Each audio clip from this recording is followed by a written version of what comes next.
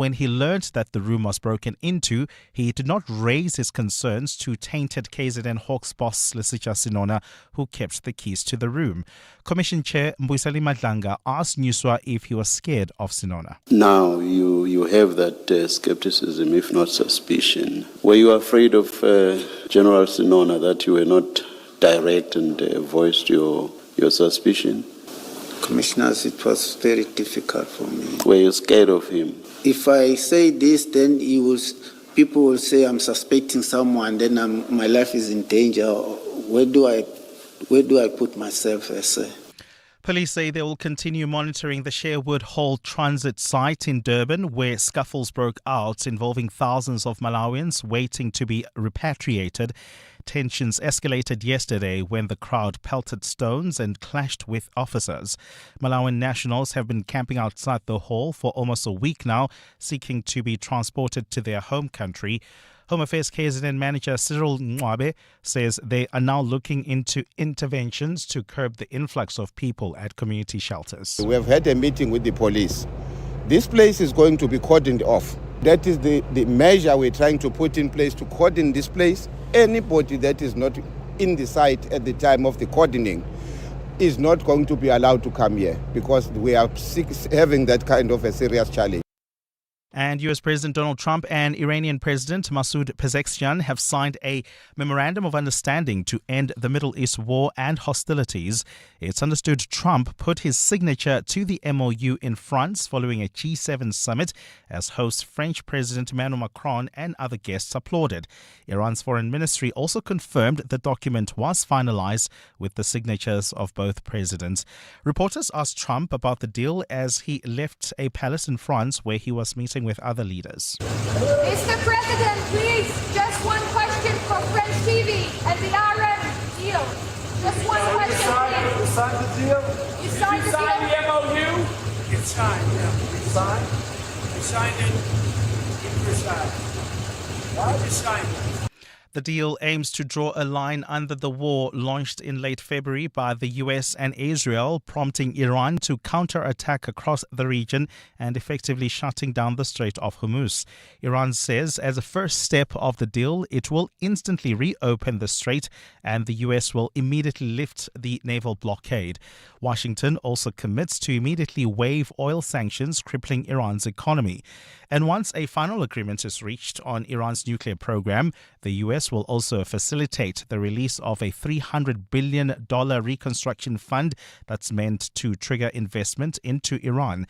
An official ceremony will take place tomorrow in Switzerland, and technical talks will then begin. Gold is trading at $4,257.78 an ounce. The rand is at 16.41 to the dollar, 21.81 to the pound, 18.88 to the euro. Brent crude oil is at $78.51 a barrel. And in the traffic, we've got delays on the R80 East Mabopane Highway towards Eskiam Pahlele Drive while travelling in Germiston, queuing traffic on the N3 North. This is between the Elands Interchange and Van Buren Road. And in your sport, bad news for Bafana's Timbers 1 is red card is upgraded to a 3-match ban. Portugal held by DR Congo 1-0. England beat Croatia 4-2 and Ghana snatched an extra time 1-0 win over Panama. And the Proteas women get their first win at the T20 World Cup, beating Pakistan by a narrow 2 wickets. A partly cloudy day in store for Gauteng, Johannesburg, starting at 7 degrees, peaking at 17. Pretoria 9 and 19, Vereeniging 6 and 17 as well. The top story in EWN this hour. The IEC maintains that the 2024 elections were free, fair and credible as the MK party continues to question the legitimacy of the results. EWN, in touch, in tune and independent. For the latest, visit ewn.co.za or download the EWN app. On Sunday, 26 July, 7:02 Jozi My Jozi Walk the Talk unites us all in the iconic Joburg CBD. 7:02 Walk the Talk. Abize bonke. Enter now on primemediaplus.com. This is Breakfast with Bongani Bingwa on 702. Let's walk the talk. 6 after 6. Welcome to 702 Breakfast. It is a Thursday morning. It's the 18th of June. The year of our Lord, 2026. Welcome to the program. We start by looking at the big story yesterday, a possible cabinet reshuffle. The DA and its new leader have requested a rejig of their involvement in the government of national unity. You remember, of course, it's been a matter of weeks now since the previous social development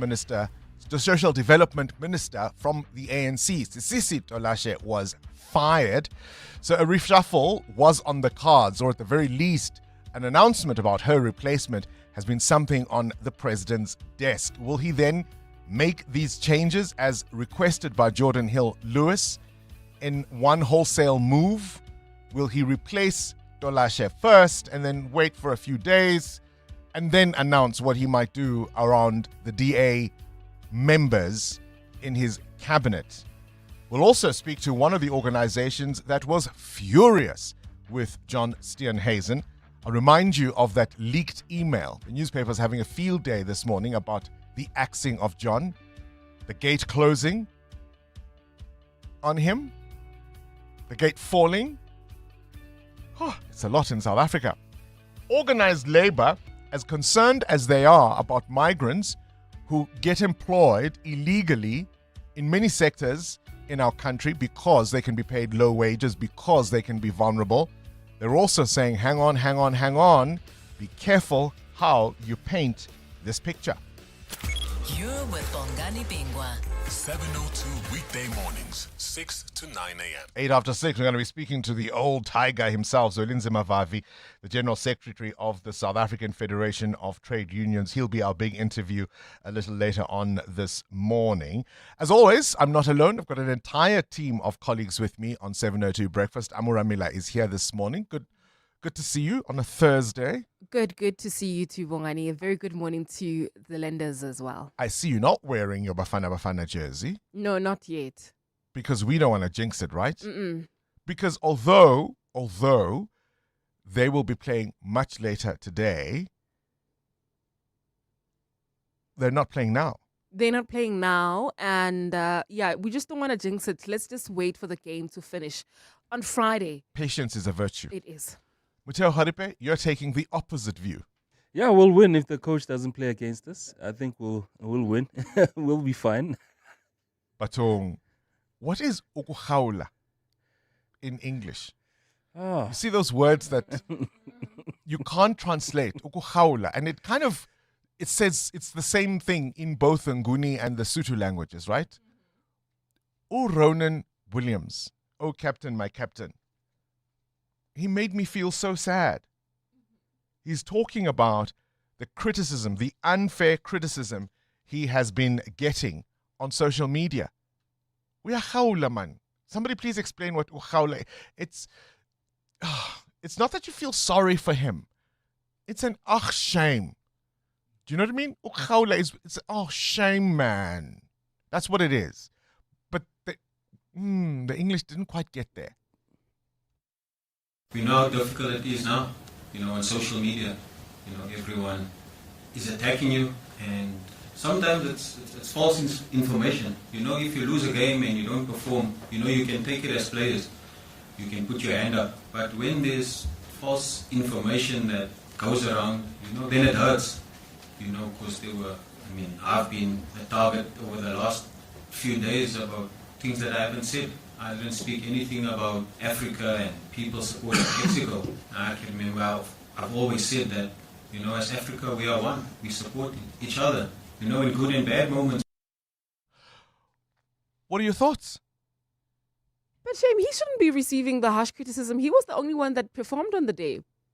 I thought except for the Shibobo. Yeah, except for the Shibobo. We'll excuse the goal because also for the goal to come in means that there's certain people that weren't doing their job for the ball to reach that far, right? Okay. Muteo, your view?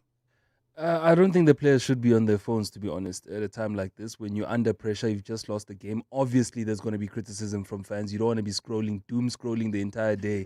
Us analyzing how that pass was to Stole. And you wouldn't want to know how bad it was. You wouldn't want to know how the people feel. Are they, just keep the group together. Of course, the people are unhappy with the loss. Just take it, assume that they're not happy, and just get on with the job. Muteo is being that stern Big Brother? Why are they on their phones when they should be training? Let's walk the talk. 702. There's so much going on in South Africa at the moment. So one of the issues, and perhaps I've got a little bit of time to explain it, one of the issues, and hence why, for example, the Citizen has described it as foot in mouth, that has felled John Steenhuisen. You'll know, of course, there's been the foot and mouth disease issue in the agricultural sector, and he's received heavy criticism for his handling of it. And one of the things that occurred on the 3rd of June earlier this month was the Chief of Staff of the Office of the Minister of Agriculture, a special advisor, I suppose, to John Steenhuisen, one Yana Leroux, who is a lawyer by training, by the way, received some correspondence from FMD Response South Africa. This is a collection of farmers and private sector industry stakeholders who essentially were saying to the Ministry of Agriculture, we need an urgent response around vaccination, around the animals, around this foot and mouth disease. They sent her an email requesting some kind of engagement. She then forwarded that email to officials within the department, and that's what sparked some of the outrage. She said, in forwarding that message, she added a one-line little remark, and I'm quoting now, attached, just received for some amusement. And the farmers were livid. Here they are, their backs are against the wall, their businesses, their farms are facing a calamity. There's already been litigation. There's already been court action around the department's response. And when they want an engagement, the Chief of Staff of the Minister thinks this is funny. It's also reported this Leroux, this Yana Leroux, was at a recent gathering of one of these farmer meetings. It's called NAMPO, I think it is, yeah? Yeah, it's the biggest in the country. Biggest agricultural gathering in the country. And she is alleged to have confronted some of these stakeholders who were upset with her boss and threatened to F them up in court. His position then, Minister Steenhuisen, who although, of course, he disavowed those comments and the email and asked her to apologize, simply became untenable. We'll speak to one of those organizations that was part of seeking that engagement with Minister Steenhuisen to find out about what they think of his imminent departure. Breakfast with Bongani Bingwa on 702. Let's walk the talk. As always, we have a shout out, and this is to illustrate something that's in the news, something that we think you should pay attention to. Sometimes it isn't always that serious, sometimes it is. I want to know from you, have you recently had a moment where you realized the passing of time? You looked at yourself and you thought, oh my goodness. So I've always had two medicine cabinets in my house.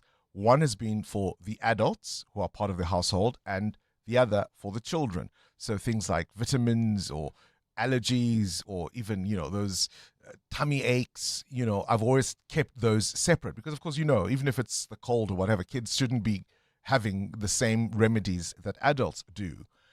And the other day I opened the drawer for the kids and I realized the youngest kid in my household is now 17. And I just thought, where did the time go? Have you had such a moment where you just, in a very odd way, realized the passing of time? I think recently with the World Cup, because I didn't see what happened. It's almost like the previous World Cup went and passed without me being part of it or being aware of what was happening or paying attention to, who won it, who is in the game and all of that. So the 2022 FIFA World Cup, I missed out. I don't know what was happening then. And so this year's one made me aware that actually it's been 4 years. Sure. Muteo? I think for me, it's a bit of a funny one. Whenever there's a traditional ceremony at home, I'm the one who always used to ask my dad for like overalls and things like that, right? And now my nephews ask me for those things, and I have them, which is a... Right, so that you can all participate in all the work that has to be done. And I never used to have those things, but like... You buy extra overalls for in case somebody asks? I've bought over the years. Now I have enough to also borrow. So these are the ones you use for yourself. You Yes. bought them for yourself. Yeah. But as an uncle Even the must... decision to buy just tells you... As an uncle must, you've got a few spares. Send us a WhatsApp voice note on 072 702 1702. Have you recently had a moment where you've realized the passing of time? 702. More than a radio station. Let's walk the talk. One of the stories, of course, we're tracking that litigation we told you about yesterday, the IEC maintaining that the 2024 elections, the national and provincial elections, were free and fair and credible. This as the MK party continues to question the legitimacy of the result. The former president, Jacob Zuma's party, says there was a manipulation of votes. You'll remember, of course, that leaderboard experienced a glitch, and we have explained, and the IEC has explained, and officials from across the political spectrum have explained that yes, although, of course, the leaderboard had a glitch, it was in no way a reflection of the final results. And it's exactly the kind of political mischief parties like the MK like to play, where they find something and they use a tinge of the truth to make it a much bigger deal than it actually is. And I think this kind of thing has potential for real harm. You're with Bongani Bingwa. 702 weekday mornings, 6 to 9 Mucheo, you've got a question of your own? Yeah, and it's more direct this morning. I want to know from you and the 702 landers, given the chance to turn the South African Post Office around, what modern operations would you add to the business? Would it be an e-commerce business? Would it be a entire digitization of that operation to make sure they make deliveries on time? Oh, I know how I could turn it around. Yeah. I'd sell all their buildings. I'd rent out all their buildings. Okay, so the past assets they used I'd to close the post office. That's how I would turn it the around. entire thing. Close the South African post office and sell all their buildings and rent them out. That's what I might do. I would try to digitize almost everything, because it's difficult to access post office, isn't it, online, and ensure that your packages are delivered. So basically the same way we deliver through different companies, that model would be now, implemented to post office. Which means you close all the offices. 702. Weather. What conditions can you expect in Gauteng on this Thursday? This weather report brought to you by Subaru. The weather doesn't just change the sky, it changes the road. Good thing you can trust Subaru to take you there. Temperatures you can expect in Johannesburg today. Temperatures will peak at 19 degrees in Jozi, 18 for Vereeniging. Pretoria maxes out at 18 degrees. Bloemfontein is going to be a lot warmer at around 22 degrees. Gqeberha and East London max at 19. Mahikeng 21. Some mornings, the world feels uncertain. The sky turns, the road changes, and then there's that feeling. The quiet grip of the road beneath you, the calm in every turn. It's not just how it drives, it's how it takes care of you and the people you love. And somewhere between the first drop of rain and the road ahead, you realize you've fallen in love. Subaru carries you through life's weather. Fall in love with Subaru's all-weather confidence. Book a test drive on subaru.co.za. EWN Traffic. 20 after 6, this EWN Traffic is brought to you by Outsurance. SMS out to 45142 now. And you could save on your car insurance. If you don't, you can ask them for 500 Rand. Amo? Well, Bongani, we've got a major accident scene on the N3 North in the Germiston area. It happened right near Van Buren Road. Delays from the airlines interchange. It's causing heavy traffic volumes there. There's also queuing traffic on the Maikwan North. This is between Boysons Road and Carr Street. Heading towards the Joburg CBD, do expect about a 20-minute hold up there. While traveling towards Randburg, we've got an accident on the N1 North. It happened right near Beyersnodia Drive. It's causing heavy traffic volumes coming out of 14th Avenue. We'll have more traffic updates coming up. Stay tuned. There's more EWN on air, online, and on the EWN app. Things people stress about in traffic. Number 49. What's that random warning light that keeps popping up on my car's dashboard? Oh, the mystery. Well, with the Outsurance Pointsman on your route, at least the traffic is one less thing to stress about. The Outsurance Pointsmen have been easing traffic congestion so we all get to where we need to be quickly and safely for the past 20 years. With Outsurance, you really always get something out. In partnership with 702, Outsurance is a licensed insurer and FSP. What if the problem you faced became the business that changed everything? That's what Nedbank Business Ignite on 702 is all about. With this year's theme, My Pain, My Purpose, My Solution.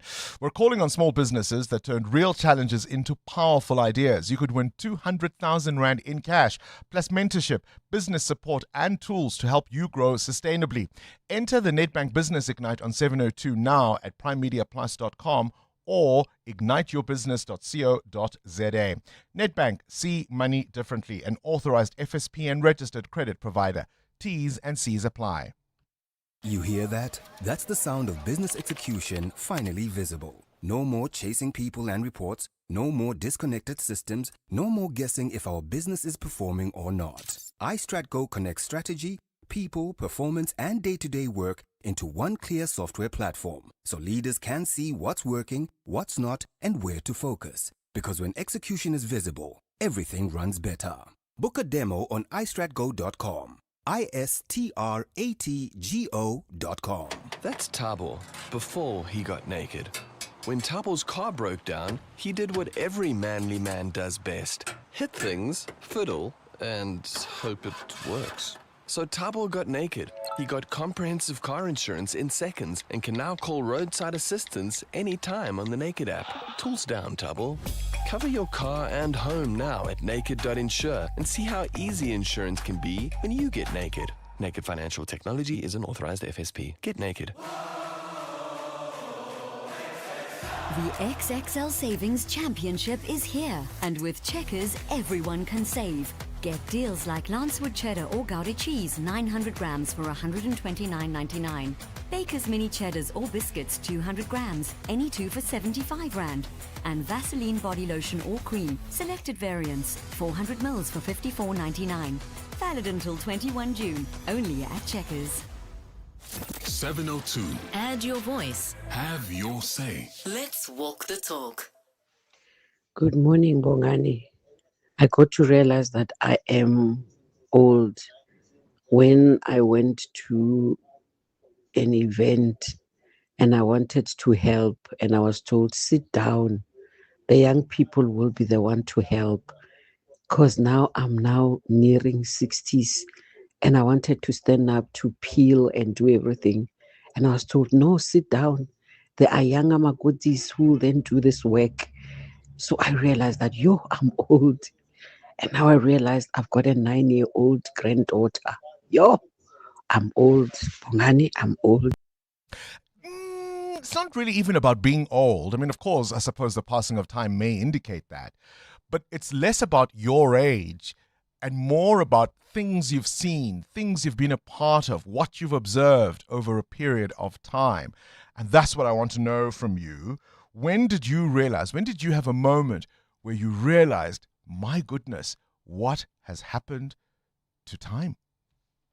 Start your day with Bongani Bingwa on 702. Let's walk the talk. All right, President Cyril Ramaphosa, these are things you need to know at this hour, has called an urgent meeting of the ANC's top 7 leaders. Speculation is growing about a possible reshuffle. The discussions come amid increasing political pressure within the government of national unity. And, of course, as the DA has asked for a rejig of its members in the GNU. I'll tell you an interesting report I read in the Sowetan coming up. The DA, or at least former DA leader Helen Zille and their mayoral candidate for Johannesburg, has apparently met with the controversial group March and March. Reports suggesting that's caused some unease within the DA, although when our producers reached out to her, she said, that's a storm in a teacup. She simply met with Jacinta Ngobese Zuma to explain DA policy on foreign nationals and the migrant issue, and warning, of course, of a catastrophe should there be violence on this date that the protests are scheduled for. But it does raise the question, do you, by meeting with these groups, these vigilante groups, and that's what they are, you can disagree with me if you choose to, but that's what they are, do you give them some sense of legitimacy by giving them an audience? Or do you meet with them and engage with them and say, hey, this is what mature politics looks like? The US and Iran, we understand, have entered into a landmark preliminary agreement to halt hostilities. We'll hear more about this in the World View later on. But essentially, it puts us back to where we were before this nonsense started. And there are many who argue that, in fact, Iran walks away better positioned than before. Zizi is celebrating his birthday today. Former President Thabo Mbeki, born on this day in 1942 in Mbeuleni. This is in the former Transkei in the Eastern Cape. He was, of course, a key figure in South Africa's anti-apartheid struggle. Later, of course, becoming the President of the Republic from 1999 to 2004. He turns all of 84 years old today. I've asked you the question, have you had a moment recently where you realized the passing of time? For me, it's been this song.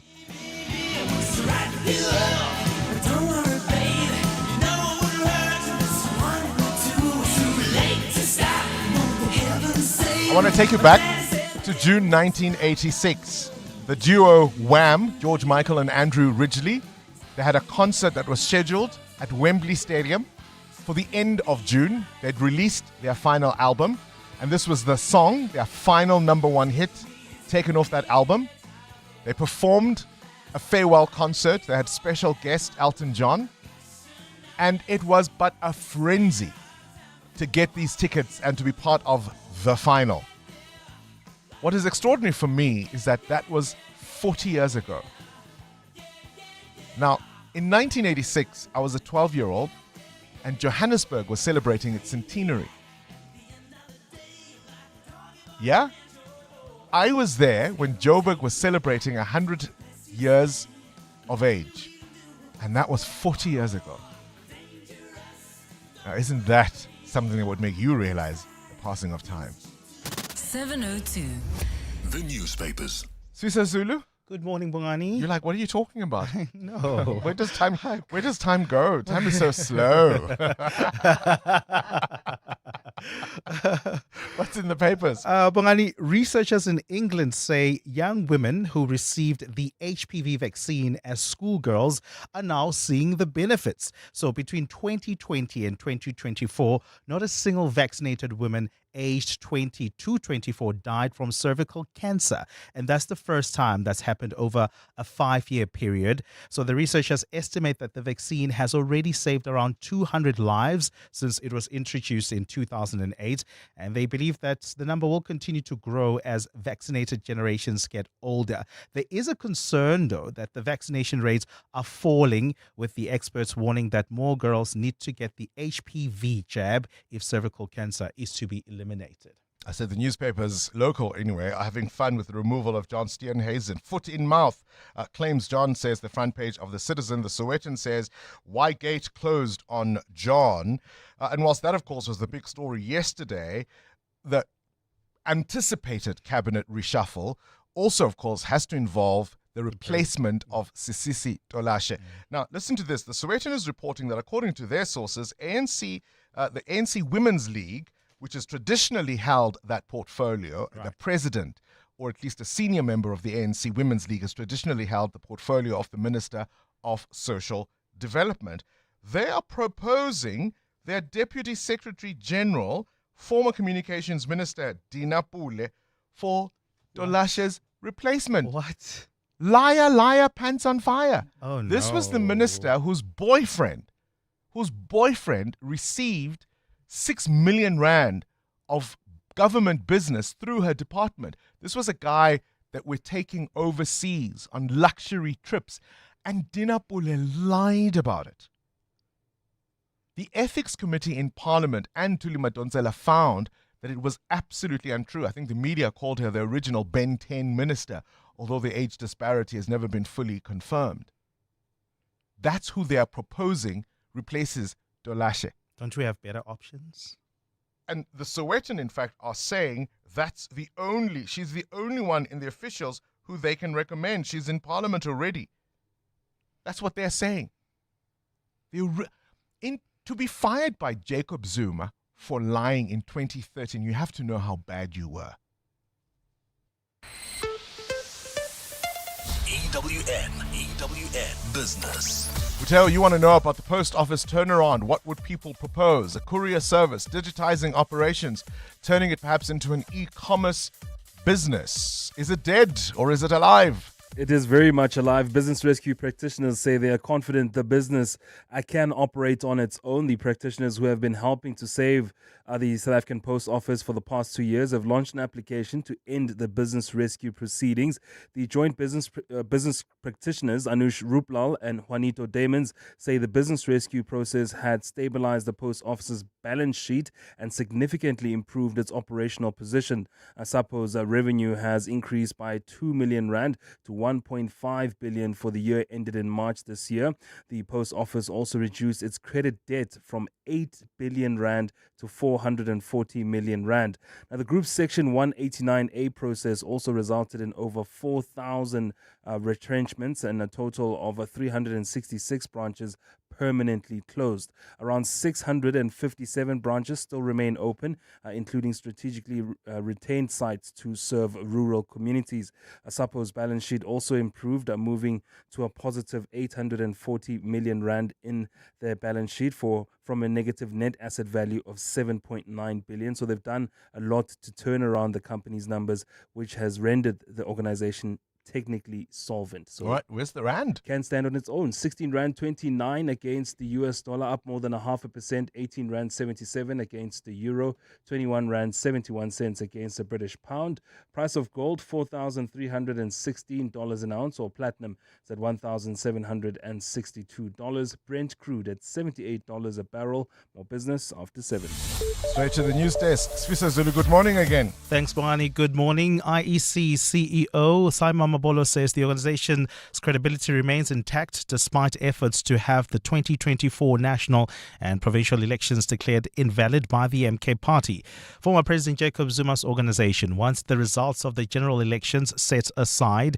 It argues that a technical glitch which caused the results dashboard to go blank might have created an opportunity for manipulation. Mamabolo spoke to the media after the electoral court case heard the matter yesterday. Of course, it's a case we can do without in a democracy, but it has been brought, it has to be answered. We've answered it, and we've answered it as candidly as we should, and we're confident that the court now will consider all the merits and come to a judicious determination of the matter. A state witness in a multi-million rand case allegedly linked to international drug cartels has been killed in the Western Cape. Christopher Carlser was shot yesterday in Kensington. The attack comes 2 weeks after he turned state witness against his former co-accused in a case involving cocaine worth an estimated 18 million rand. Police say Carlser was standing outside a property when a car drove past him before returning later and opening fire. Carlo Peterson reports. Police say 2 armed suspects jumped out of the vehicle and opened fire, shooting Christopher Carlser multiple times as he tried to escape. He was declared dead on the scene. Carlser and former Standard Bank manager Raid Cupido were arrested in July last year after police confiscated 15 bricks of cocaine along with firearms and ammunition at a storage unit in Ruland Street. Investigators have described Carlser and Cupido as so-called first receivers for drugs smuggled into Cape Town. Western Cape Police spokesperson Frederik van Wyk. The motive for this shooting incident forms part of our police investigations. Cupido's trial is set to resume in the Cape Town Regional Court. Carlo Peterson, Eyewitness News. Staying in Cape Town, 5 men arrested for robbing congregants during a church service are expected to return to court today.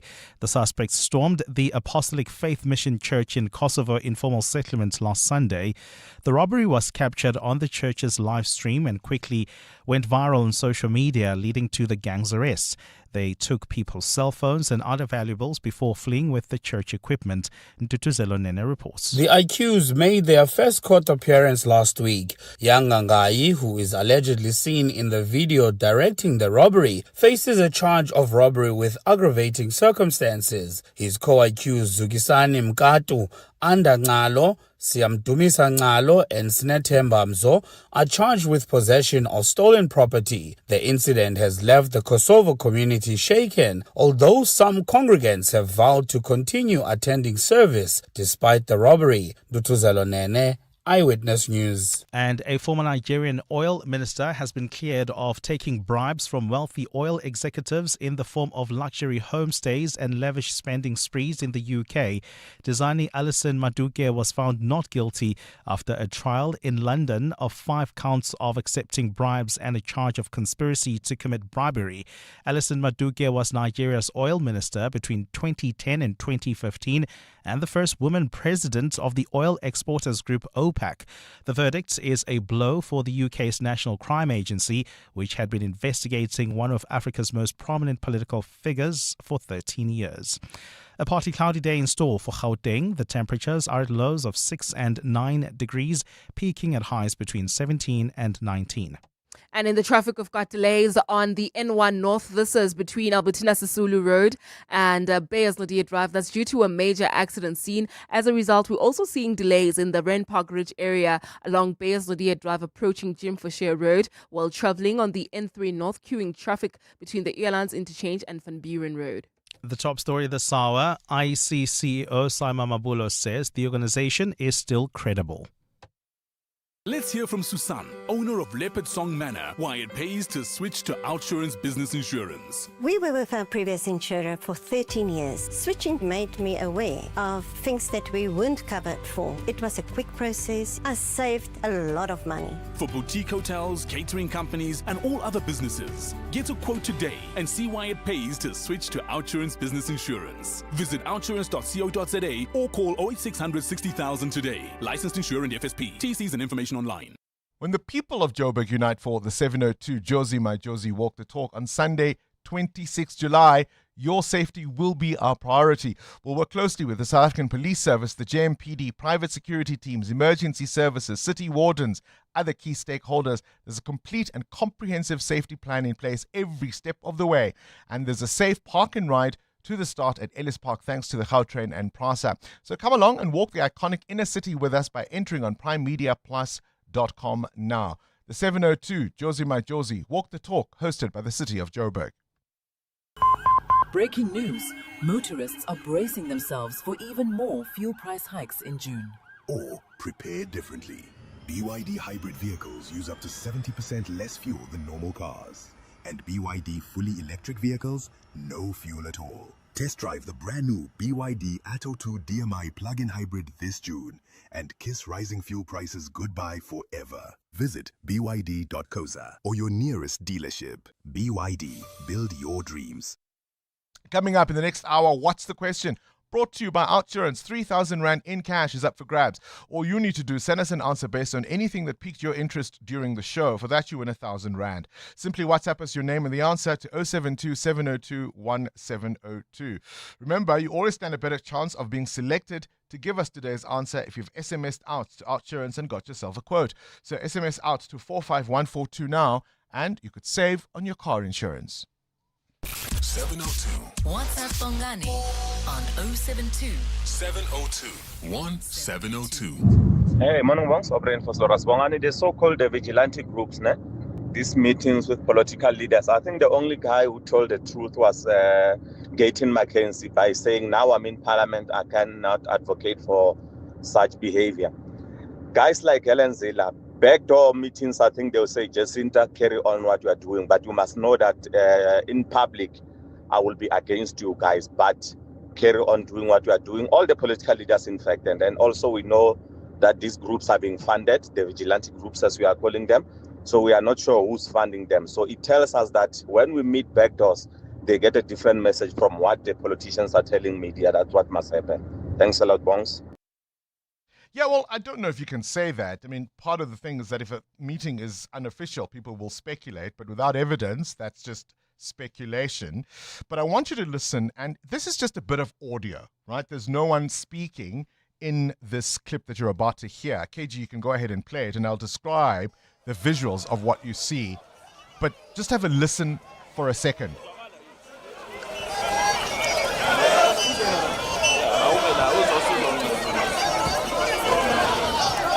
This is thousands, by my estimation, and I'm no audience or crowd expert, but it looked like thousands of people in Tembisa marching they said, against illegal immigration and crime in the area.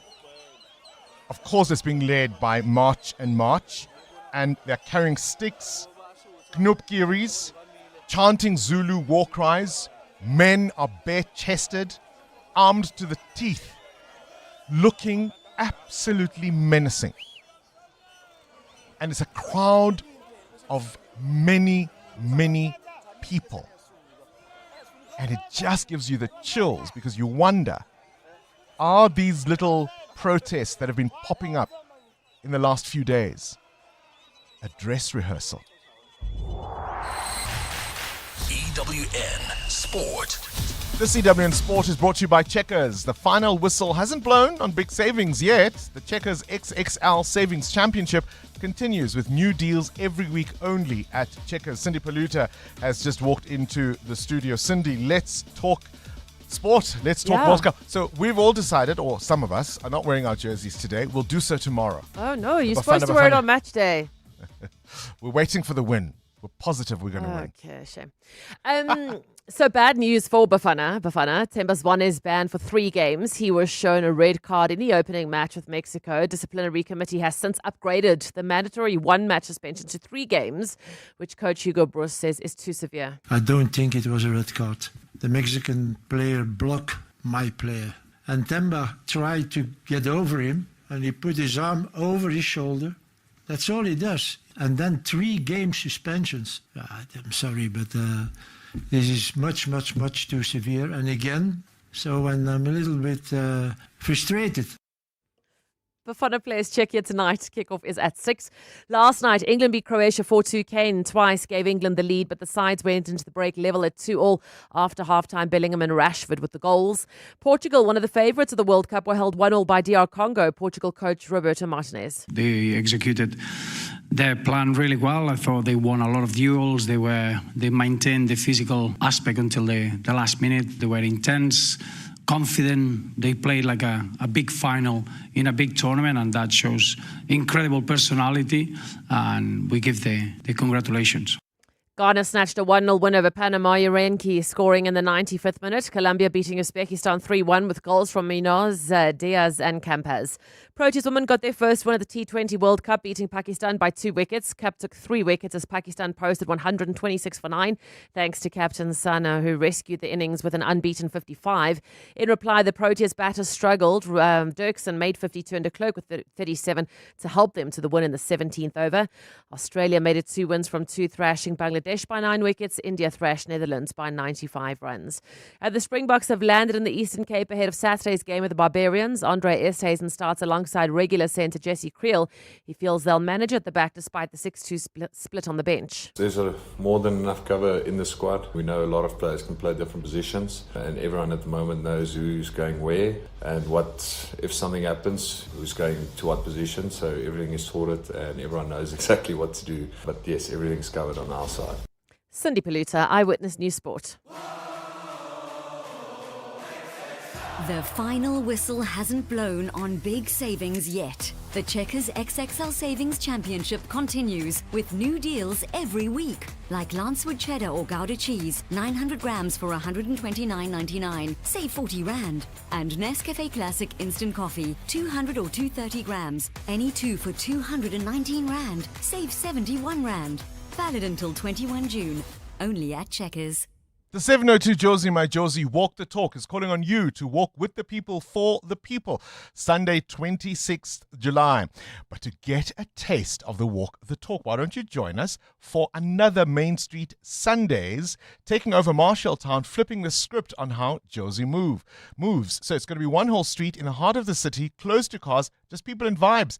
And, of course, that Main Street magic. It's happening this Sunday. We'll also have 702 Soulful Sundays with Kenny and Prashaza there from 10 a.m. to 5 p.m. Just go to josiemyjosie.com for all the details and grab your free tickets. And let's show what happens when the streets belong to the people. And it also means you can register now at primemediaplus.com to enter for the 702 Walk the Talk, hosted by the City of Joburg. Do you ever call you like to sell, but don't trust your uncle or your pal? Then we buy cars, it's just for you. Buying cars is what we do. First service with a smile, we always go the extra mile. Use a place that you trust and sell your car to us. We Buy Cars, the easiest way to sell your car by far. That's Sia, before he got naked. Sia had a bumper bash and had to reattach his fender using duct tape and a prayer. So Sia got naked. He got comprehensive car insurance in seconds and can now submit claims instantly on the Naked app. No more arts and crafts for you, Sia. Cover your car and home now at naked.insure and see how easy insurance can be when you get naked. Naked Financial Technology is an authorized FSP. Get naked. The Brainy Kids of the Whiz Quiz. On 702. I'm Shimala Fandesi and I'm 12 years old. I go to Nova Pioneer on Monday, and when I grow up, I would like to become a Bafana star. 702. Coming up at 7:15, the big interview. EWN Traffic. 13 to 7, this EWN Traffic is brought to you by Citroen. Visit your nearest dealership this June, test drive or purchase any Citroen and stand to win an all expenses paid world-class rugby experience to South Africa versus New Zealand on the 5th of September. T's and C's apply. There's a crash on the N1 North, Amo. That's correct, Bongani. In the Randburg area, it is causing heavy traffic volumes coming out of 14th Avenue. Please be on the lookout there and approach with care while heading towards the Joburg CBD. We've got about a 20-minute hold-up along the Mike 1 North. This is between Boyson's Road and Carr Street. At this point, it could take you about 30 minutes to reach the CBD. If you are traveling in Germiston, we've got queuing traffic on the N3 North. This is between the Elands Interchange and Van Buren Road. I see the M2 East is also affected, approaching the Geldenhuys Interchange. That's due to roadworks and an earlier accident. I'll have more coming up. There's more EWN on air, online, and on the EWN app. Good morning, Mzansi. It's a beautiful Wednesday. It's Thursday. No. TGIF, am I right? Citroen Super Saturday is back. Yes. Test drive or buy any Citroen and stand to win a world-class rugby experience. South Africa versus New Zealand, 5 September. Double your entries with the all-new Citroen Basalt from 354,900 Rand up to 40,000 Rand deal assist. Book at citroen.co.za. Runs till 30 June. T's and C's apply. Johannesburg is calling. Join thousands of Joburgers on Sunday, 26 July for the 702 Josie My Josie Walk the Talk in proud partnership with Standard Bank. Experience the energy and spirit of the City of Gold as you walk through the historic streets of Joburg CBD, celebrating a city on the rise. As an iconic brand deeply connected to Johannesburg, Standard Bank invites you to be part of a movement that's bringing communities together and showcasing the best of Josie. Starting and finishing at Ellis Park, this is more than a walk. It's a celebration of our city and its growth journey. The 702 Josie My Josie Walk the Talk, proudly partnered by Standard Bank. Attention! Are you 18 to 30 years of age? Is your bedroom giving basic? It's time for a transformation. Cash Build's Pimp My Room is back. Selected contestants receive 10,000 Rand for a room makeover, plus amazing advice from our expert partners. The winner walks away with a big prize of up to 60,000 Rand to finish their renovations. Follow Cash Build on social media to get one step closer to your dream bedroom. Cash Build. Breaking news. Motorists are bracing themselves for even more fuel price hikes in June. Or prepare differently. BYD hybrid vehicles use up to 70% less fuel than normal cars. And BYD fully electric vehicles, no fuel at all. Test drive the brand new BYD Atto 2 DMI plug-in hybrid this June and kiss rising fuel prices goodbye forever. Visit byd.coza or your nearest dealership. BYD, build your dreams. Who is the whizziest of them all? It's the Whiz Quiz on 702. Every day we play the Whiz Quiz with kids aged 10 to 13. We're looking for a kid who can answer questions, all 10 of our questions in 60 seconds to get 10,000 Rand. Otherwise, it's $100 for each correct answer. Today, we're playing with Hlumelo. Hlumelo is 12 years old, goes to Omondi Primary, and I'm told, Hlumelo, one day you want to play for Bafana Bafana. In fact, you told my producers there's a record you'd like to break. Yes, sir. The record that I want to break is the top goal scorer of Benny McCarthy with 31 goals. Oh, wow. Well, if we get a football question, good luck to you, hey? All right, here we go. KG, let's start the clock. True or false? South Africa has 10 provinces. False. Correct. Which part of your body pumps blood through all your veins? Your heart. Correct. What do we call water turning into vapor when heated? Is it evaporation or radiation? Evaporation. Correct. What month comes between July and September? October. It's August. Which organ helps fish breathe underwater? The gills. Correct. What do you call animals that eat only plants? Herbivores. Correct. What is the term for a piece of land, a small piece of land that is completely surrounded by water?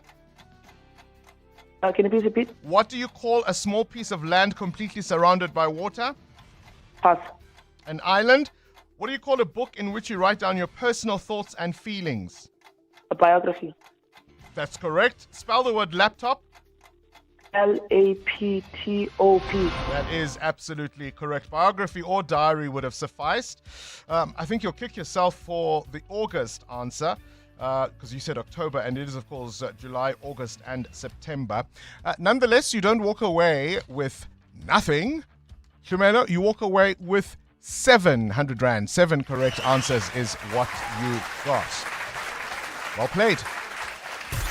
The Brainy Kids of the Whiz Quiz. On 702. Current events, developing stories, Tough questions. your voice making a difference. This is Breakfast with Bongani Bingwa. 7 to 7 yesterday. The big story, of course, was the request by the newly elected leader of the Democratic Alliance, Jordan Hill-Lewis, asking President Ramaphosa to rejig the involvement of DA members in the government of national unity. And what that means practically, of course, is the removal of John Steenhuisen, his predecessor as leader of the DA, from the Ministry of Agriculture. Officially, Hill-Lewis says, is part of a performance review of the DA's team in government.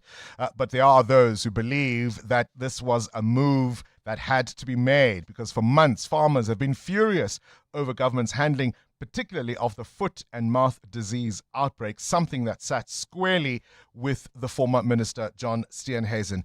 We are joined now by Francois Rousseau, who is the CEO of the South African Agriculture Initiative, one of the groups that has not been thrilled with how the former minister handled this. Was officially, he still is, to be fair and correct. Francois, thank you for your time and welcome to 702 Breakfast. Thanks for having me, Bongani. Your reaction to the imminent removal of John Steenhuisen from the agriculture portfolio?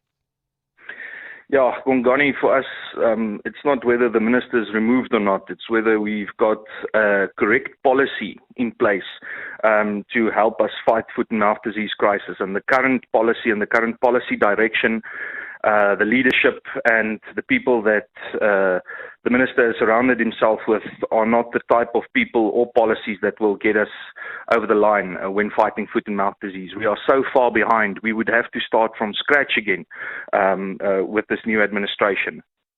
Let's just talk about some of the detail you mentioned there. One of the points of controversy, no doubt, will have been the email from the Chief of Staff of the Minister, Yana Leroux.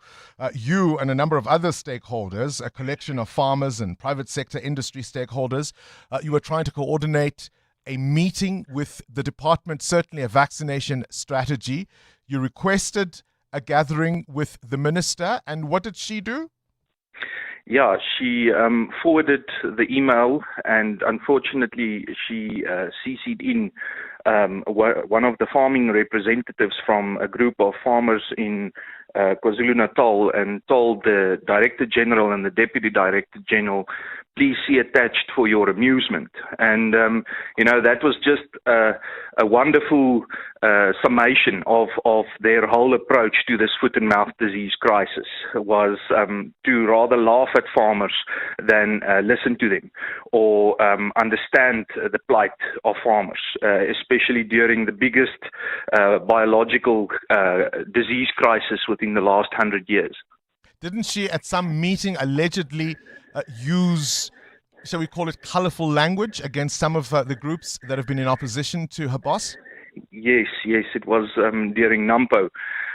which she told one of the organizations that joined us in opposition against the Department of Agriculture with a court matter. She told them that she would F us up in court. But, I've heard now yesterday that this wasn't the only incident where she would use foul language against representatives of organizations or diplomatic corps. So, again, par for the course. To be fair, of course, the minister has tried to disavow those comments and asked her for an apology. But as you say, it's indicative of the people that have been around him. Now, you talk about the financial plight of farmers. What does this cost the average farmer? Yeah, we see in the dairy industry where they're most hard hit, it's between 5,000 to 6,000 rand a dairy cow. Within the whole red meat industry, it ranges. The damages are going to be between 10 and 80 billion rands. But we haven't even started to calculate the full scope of damages. We are just trying to stop the spread of the disease. But because the rollout is so slow, I mean, we've only now been able to vaccinate between 32 to 34% of the national herd in 6 months. You need to vaccinate the whole national herd in between 60 and 90 days, and then you need to vaccinate them again within 6. So we've already missed that time period. And that's what we've been asking from the beginning, is to stop listening to what the Department of Agriculture says and rather look at the statistics on the ground. That's all that matters.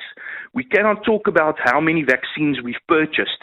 That doesn't matter. It matters how many animals we've vaccinated. And if we look at that number, we've totally failed farmers in that sense. Why was the minister so opposed to even efforts by farmers doing this privately?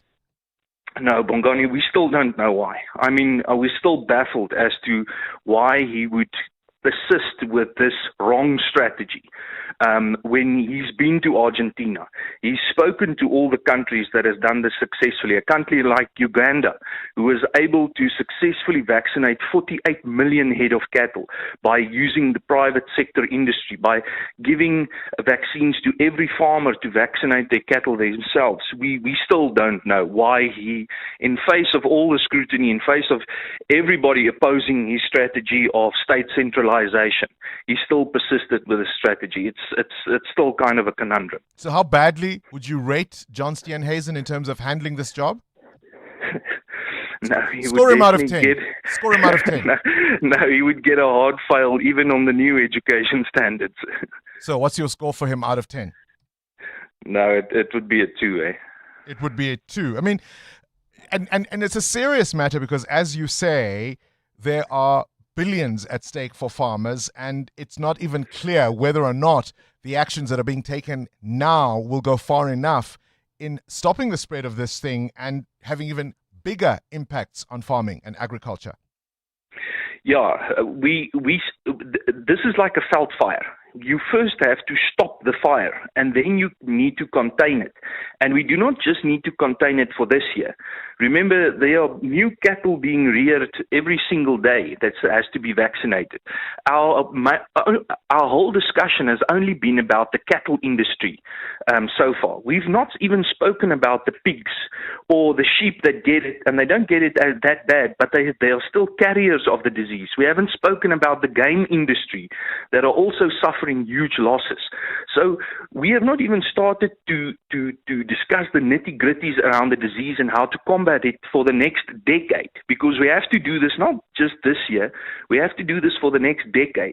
We haven't been able to set up private supply lines and logistics of vaccines because we've had this obsession with state centralization. So I would say we are only about 10 to 15% in on containment and understanding what the implications are of this disease in South Africa. All right, Francois Rousseau, appreciate your time. The CEO there of the Southern African Agri Initiative. And of course, John Steenhuisen has been in cabinet and part of the GNU because he sought to be president at the last national and provincial elections. Just how well might he have done there? 702. Coming up, the big interview. Big interview, one of the talking points around the migrant issue. And I'm hesitant now to call it a crisis as I have and others have done in the last few weeks. I'll explain why coming up. But we're going to be joined by the old tiger, the SAFTU General Secretary Zwelinzima Vavi says, although yes, there are sufficient numbers of people employing undocumented migrants to be worried about, that's not really the problem. This is EWN. A top Hawks officer says he's sorry for drugs stolen in custody, and the foot and mouth crisis costs John Steenhuisen. Good morning, I'm Sfiso Zulu. A senior KwaZulu-Natal Hawks officer has apologized to the country for his actions in relation to the theft of drugs worth 200 million rand. Brigadier Campbell Nuswa, the Hawks provincial commander for serious organized crime investigations, spent the day in the hot seat at the Madlanga Commission yesterday. He admitted to suggesting the Hawks office in Port Shepstone for the storage of the consignment of cocaine, which would later be stolen from the strong room. Nuswa is currently on precautionary suspension for the poor storage of the drugs and the subsequent theft. Khomoso Modise reports. Brigadier Campbell Nuswa had a tough time explaining his suggestion that the large consignment of cocaine seized during a bust should be kept at a Hawks office that was later broken into. The commissioners have also slammed Nuswa for failing to act against his juniors who flouted procedure on how to handle crime scenes on the day of the drug bust. Commissioners, I can't change what has happened. Only thing I can say, I'm sorry to you and the nation. Not to me, to the nation. To the nation. Because these drugs end up in our communities, unfortunately. Yes. The Commission will continue hearing evidence on the 300 million rand Ayrton drug bust as a new witness takes the stand. Khomoso Modise, Eyewitness News. The Freedom Front Plus has welcomed the removal of the DA's John Steenhuisen as Agriculture Minister, claiming he's failed to successfully contain the foot and mouth disease.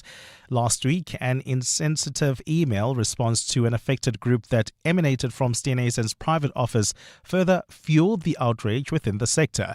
DA leader Jordan Hill-Lewis yesterday announced his first changes as party leader, which also includes the removal of 3 deputy ministers who had been appointed by Steenhuisen when the Government of National Unity was formed about 2 years ago. Steenhuisen is set to be replaced by current Forestry, Fisheries and Environment Minister Willie Okamp.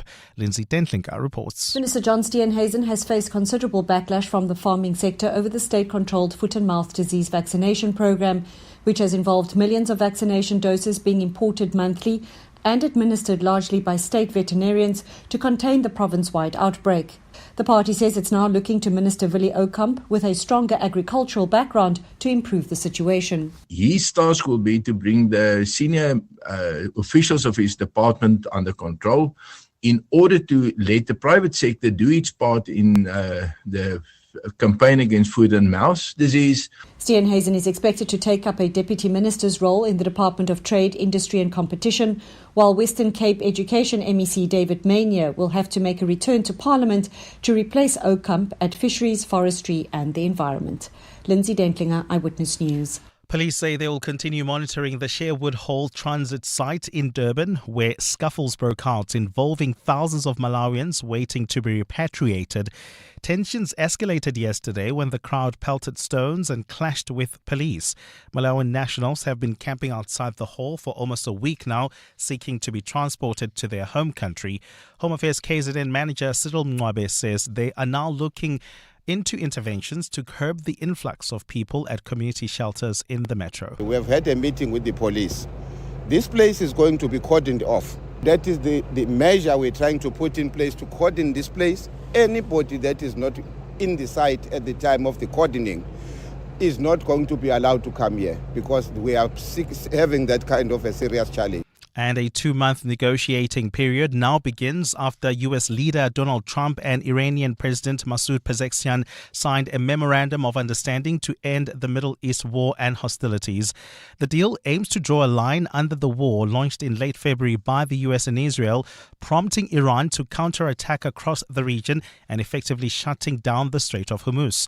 Under the terms of the deal released by U.S. officials, Iran will dilute its enriched uranium stocks, possibly by downblending on site under the supervision of the International Atomic Energy Agency. Oil prices have tumbled in recent days as optimism grew of a lasting Middle East peace agreement. An official ceremony of the signing will take place tomorrow in Switzerland, and technical talks will then commence. Trump spoke in France yesterday about the deal, where he's attending the G7 Leaders Summit. On Sunday, we reached an agreement with Iran that achieves everything we set out to accomplish, everything and much more. Ending the current conflict, reopening the Strait of Hormuz, and preventing Iran from ever obtaining a nuclear weapon. That's what it was all about. That was about 99%. Iran cannot have a nuclear weapon.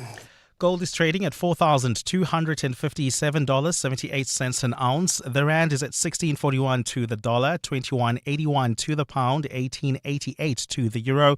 Brent crude oil is at $78.51 a barrel. And in the traffic of Katalays on the N1 South, this is just as you leave Midrand, an accident reported near the Baku interchange. It is causing heavy traffic volumes. Please be on the lookout there and expect about a 20-minute hold-up. If you want to avoid this backlog, please use the R21 South through Kempton Park and Tembisa. Traveling in Randbeck, another accident scene reported on the N1 North. This one happened right after Beyers Naudé Drive, is also causing delays. And in your sport, bad news for Bafana as Tempers 1 is banned for 3 games for the red card shown in the opening match against Mexico. Last night, England beat Croatia 4-2. Portugal held by DR Congo 1-0, and Ghana snatching a 1-0 win over Panama. The Proteas women got their first win at the T20 World Cup campaign, beating Pakistan by 2 wickets. A partly cloudy day in store for Gauteng. Johannesburg is at a low of 7 degrees, peaking at 17. Pretoria, 9 and 19. For the Vereeniging, 6 and 17 degrees as well. The top story in EWN this hour. A senior KwaZulu-Natal Hawks officer has apologized to the country for his actions in relation to the theft of drugs worth 200 million rand. EWN, in touch, in tune, and independent. For the latest, visit ewn.co.za or download the EWN app. Visit primemediaplus.com to enter 702 Josie My Josie Walk the Talk. Hosted by the City of Johannesburg. Walk with the people, for the people, for our Josie. For Joburg, by Joburg, in Joburg. Bamise bonke. This is Breakfast with Bongani Bingwa on 702. Let's walk the talk. Gosh, so much is happening in South Africa at the moment. I want to take you back to a moment yesterday at Sherwood Park. This is in Durban, essentially. 10,000 Malawians seeking to be part of a voluntary repatriation process initially started by their own government. Tensions escalated there yesterday as these migrants were frustrated at the slow pace of how everything is unfolding. Have a listen.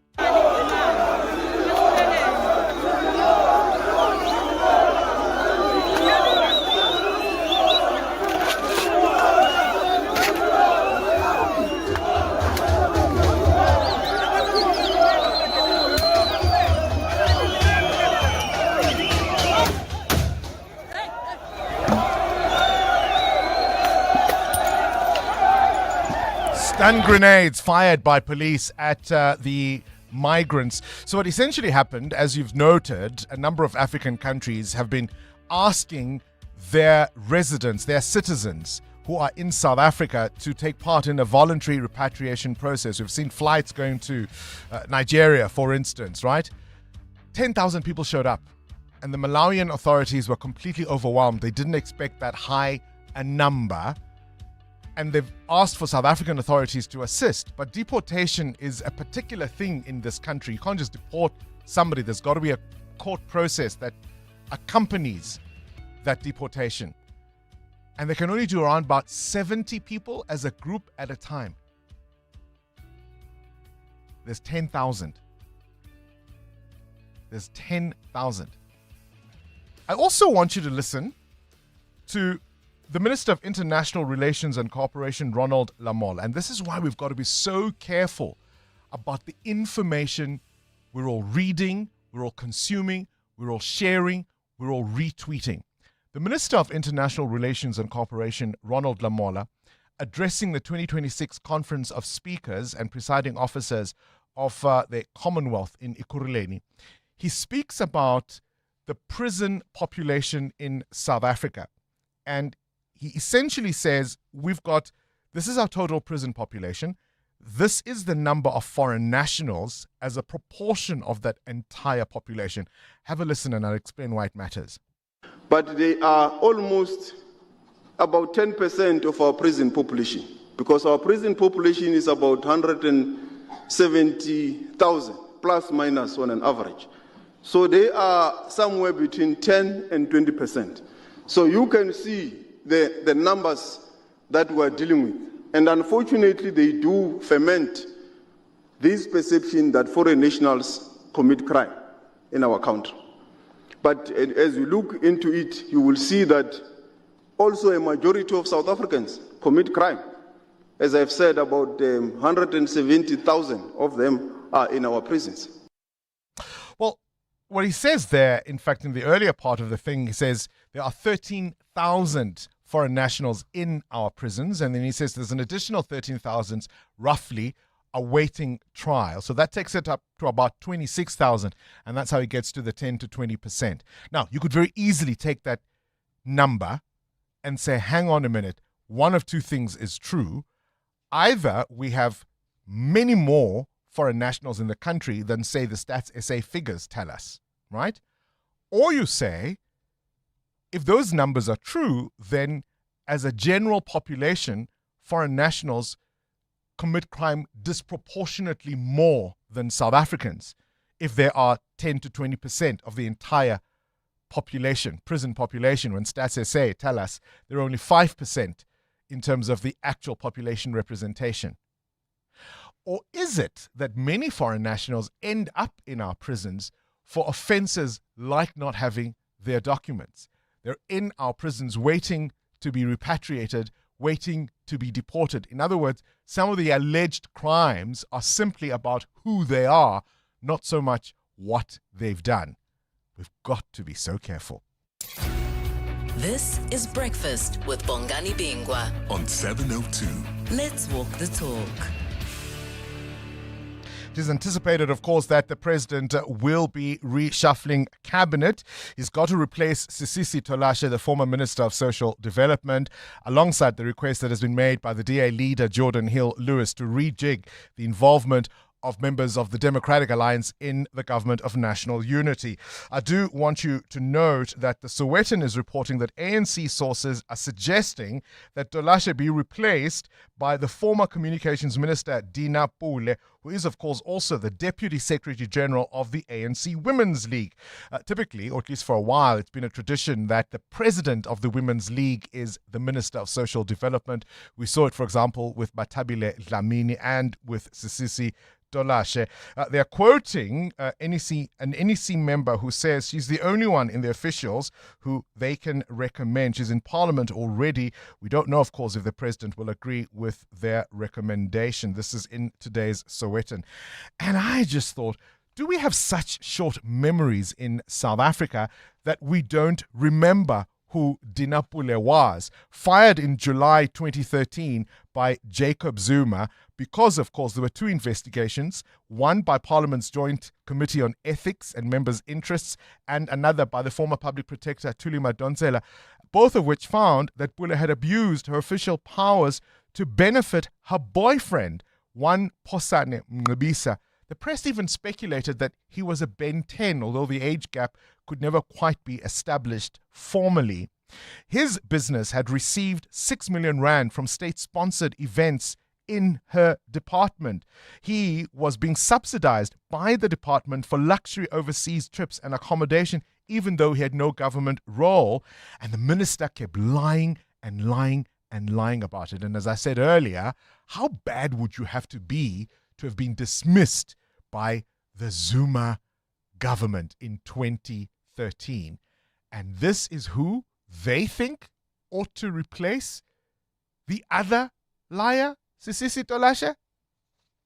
702. Up next. The Big Interview.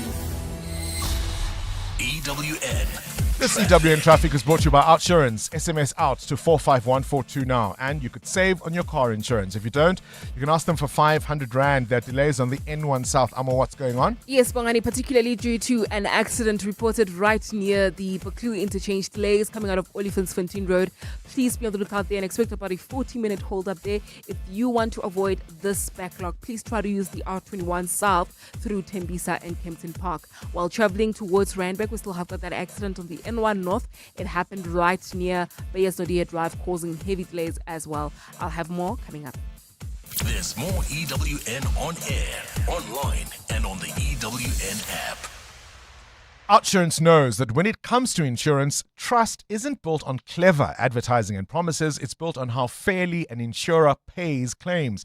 The Ombudsman, an independent body that rules on complaints, confirmed in their 2025 annual report that Outsurance had the lowest overturned ratio of complaints received.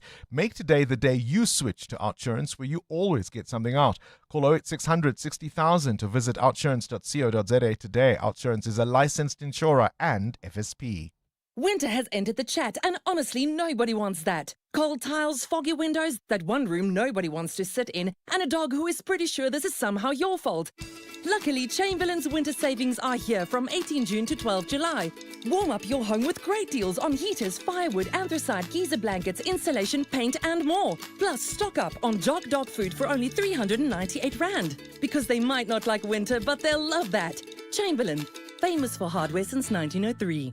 Akwele is excited to be the official hydration partner of the 702 Josie My Josie Walk the Talk for a third year running, keeping every participant refreshed, energized and ready to go the distance.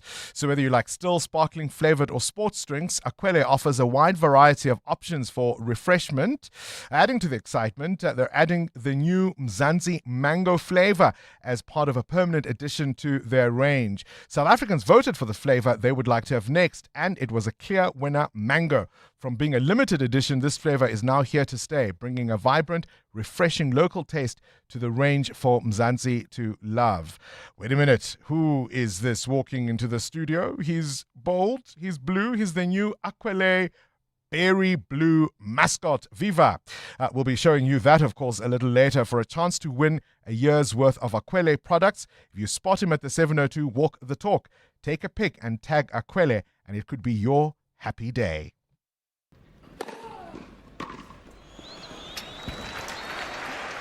Sure, they aced it.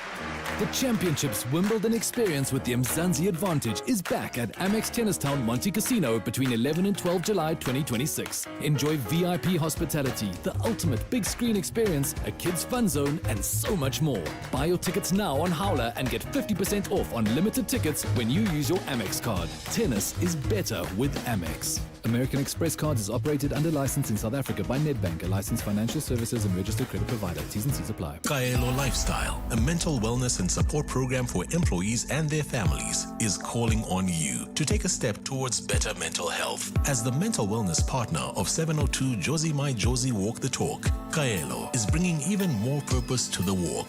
From checking in with yourself to celebrating connection, every step is designed to support your well-being. So rally your team and walk for mental wellness. Visit primemediaplus.com for more information. Kaelo Lifestyle, changing lives and improving business. On 702, let's walk the talk. 702. The Big Interview with Bongani Bingwa. A little earlier, I played you some audio from one of the marches that were organized, this one in Tembisa. And in the footage, you can see hundreds, and I say thousands, of protesters marching. They were arguing against migration and crime in Tembisa. But you see bare-chested men carrying sticks and knupkeries and spears, chanting Zulu war crimes, teeth gnarling. And you get a sense that as you've watched these pop-up protests in recent weeks, my worry is whether or not these could be a dress rehearsal for what might come, not only on the 30th of June, but indeed for the month of July. People often point to employers who, because they want cheap labor and they don't want the conditions that our laws guarantee for workers, that people employ foreign nationals. Saftu, one of the labor unions that met under NEDLAC yesterday, SCOSATU amongst them, the South African Federation of Trade Unions and the National Council of Trade Unions, say although the anger is real, some of the diagnosis might be wrong. We've brought the old tiger himself, Zwelinze Mavavi, joins us now. He, of course, the Secretary General of SAFTU. Always a pleasure to have you on our show. Thank you for talking to us. It's been a moment. Thank you very much, Bongani, and thank you for inviting us to explain ourselves. I called you the old tiger because you've I watched. heard that and I laughed. You've watched this movie before. You have seen politics. You have seen frustrations from many communities, whether it's about clinics, overcrowded schools, crime. There is a real anger on the ground. You argue, though, that some of it is misplaced. The anger is not misplaced. The people have a right to be angry when they're facing the circumstances of today. Look, 13 million people plus unemployed, 60% plus of the young people below the age of 25 roaming the streets, losing hope, being sucked into the antisocial behaviors, including drug and alcohol abuse, crime and violence. And 17 million people hungry in South Africa, 11 million of them missing a meal a day. We have become the most unequal society in the world. Our schools are dysfunctional. Our health care systems have become dysfunctional. Our criminal justice system is dysfunctional as exposed in the Madlanga Commission. Nothing is going right in society. If I may just come in there, hold on one second. All of that I agree with, and that's why I'm saying the anger is real. By misplaced, I mean perhaps misdirected. In other words, who's responsible for the scenario you've just outlined may be misdiagnosed. Oh yes, you are dead right. It is the wrong people are being fingered. The anger is directed away from where it should be directed to. It should be directed to the employers who are exploiting the situation, the vulnerability of workers from all over the world in order to maximize profit. Sideline South Africans in the restaurants, security, trucking industry, not because they love the other workers more, but because they are far more easy to exploit, as we have pointed out. This is what is generating anger in the streets of South Africa. That's the first point. Angry because, indeed, our people have a right to question the track record of government in terms of managing its own borders. It's a pathetic situation. Look, even Home Affairs have as low as 40% only of the staff it needs to effectively monitor our borders and our migration policy. So our people have a right to be angry about what they call porous borders. Our people have a right to be angry when government promises that it's going to address this and it establishes a new institution called the Border Management Authority, but only employs 25% of the people it requires to effectively ensure that nobody can come in willy-nilly to the South African situation. All right. So who is to blame is the question. Let me ask you this question then. I mean, let's say there was a magic wand and we had all the labor inspectors and border control personnel we need to properly enforce the law tomorrow. How much of the tensions we are seeing and that anger you describe would be reduced, and what would remain unchanged? Very little, unfortunately. And this is the fundamental point the four federations are raising yesterday. Regrettably, and we know that every time we say this, we get insulted. It is not the migrants that have created the conditions we're speaking about this morning. They are not responsible for the closure of factories. So even if you were to effectively manage our borders, the reality is that the factories that have been closed will not reopen. Let's take the latest example of the British American tobacco, which have been forced to close in the wake of the fact that 75% of all cigarettes that are sold in the market are sold through the illicit market. meaning that the people who are not registered to pay tax, who are operating factories underworld, and who are providing these cheap options that are killing our people at the health point of view, are responsible for that. Will that be helped by getting thousands of people back home? No, it won't be helped. And we can go on about other examples. The crisis facing Coca-Cola, the crisis faced many other workplaces. Goodyear have been closed in Port Elizabeth. There's a crisis in our automobile factories. Sure. Ford is being taken over by Chinese companies. And that on won't and be on, helped, and on one could go. I mean, you mentioned the tobacco one, which is of interest to me, because although, of course, the illicit trade was there before COVID-19, that ban on smoking and cigarettes exacerbated the problem, and government was warned repeatedly about it, and they chose to look the other way. So here we are. There's this date of June the 30th that has been given. I'm concerned about even these pop-up protests in the build-up to that date that seems something of a dress rehearsal. We're also heading towards the 5th anniversary of the July 2021 protests. How worried are you? Very worried. Look, as you're saying, I've been there, and millions of us have been there. We know how Ongoye massacre developed and led to 16,000 people killed in KwaZulu-Natal in the so-called black-on-black violence. We were here in Gauteng in 1990, 1991, when that violence was in a very orchestrated way moved into Gauteng. I happen to have been the first person to pick up a body that we saw being hacked to death by people who are wearing exactly the same attire as those that are leading the marches all over South Africa today. We were there when they were they were throwing people off the trains, when they were killing people at the dead of the night in the train, in the hostels everywhere. We are worried that there seems to be a coordination. There is money involved. These people have transport to carry those people from the hostels all over the Republic of South Africa. They have T-shirts to print. But more importantly and worryingly to us, there is a political hand of the very same forces that generated the July 2021 unrest, who are now marching together with the March and March, who are pointing the finger at the migrants, when they are responsible for most of the crisis that South Africa is fighting itself today. And some of that hand is becoming more and more visible with each day. There's so much wrong with even just what you've outlined there. I mean, for all the horrors of the early 90s, hey, we still had trains, Zolinze Mavavi.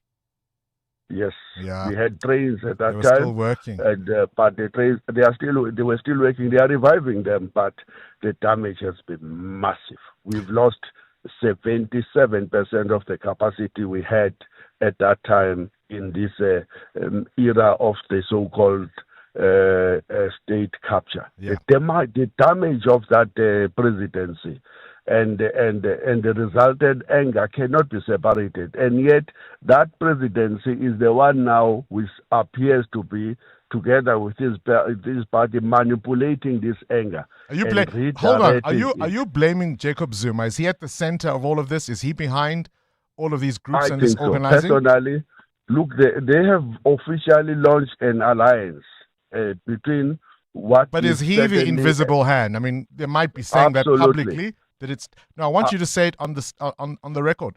Is Jacob Zuma behind this? I have every reason to believe that MK and Jacob Zuma are now in an alliance with the xenophobic group of March and March, and the broad coalition of anti-migration people who are marching in the streets.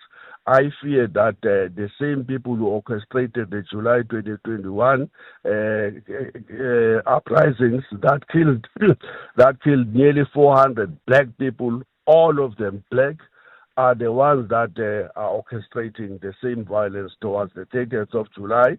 And they're doing it for narrow political reasons, because they hope that this all will work in their favor to win Durban in the local government elections, and to eventually win the support of the rest of the black people, and through such a pathetic strategy of setting black people against black people. All right, so Lindsay Mavavi, we'll have to leave it there. Appreciate your time. The General Secretary of the South African Federation of Trade Unions. What do you make of that? EWN Business. Business news now. Prices for goods and services surging, Mateo, with the war in Iran driving up inflation. Yeah, inflation going up. South Africa's annual headline consumer price inflation came in at 4.5% in May. This up from 4% in April. The index rose by 0.7% month on month, largely driven by sharp increases in housing and utilities, transport costs and higher fuel prices. SSA says the impact of higher fuel prices on overall inflation can be seen by looking at the index for the CPI excluding fuel. When fuel is stripped away, the CPI comes in at 3.7% in May. Inflation for food and non-alcoholic beverages continues to subside, declining by 1.9% from 2.9% in April. The SARB recently increased interest rates by 25 basis points to try and manage the inflation rate, raising the repo rate to 7% and the prime lending rate at 10.5%. Your indicators? Well, the JSE was strong by 400 points yesterday. The rand this morning up more than 0.5%, 16 rand 31 cents against the US dollar, 18 rand 80 against the euro, and you'll need 21 rand 71 cents against the British pound. Price of gold at $4,317 an ounce, while platinum is at $1,759. Brent crude going lower this morning at $77 per barrel. I'll have more business after 8.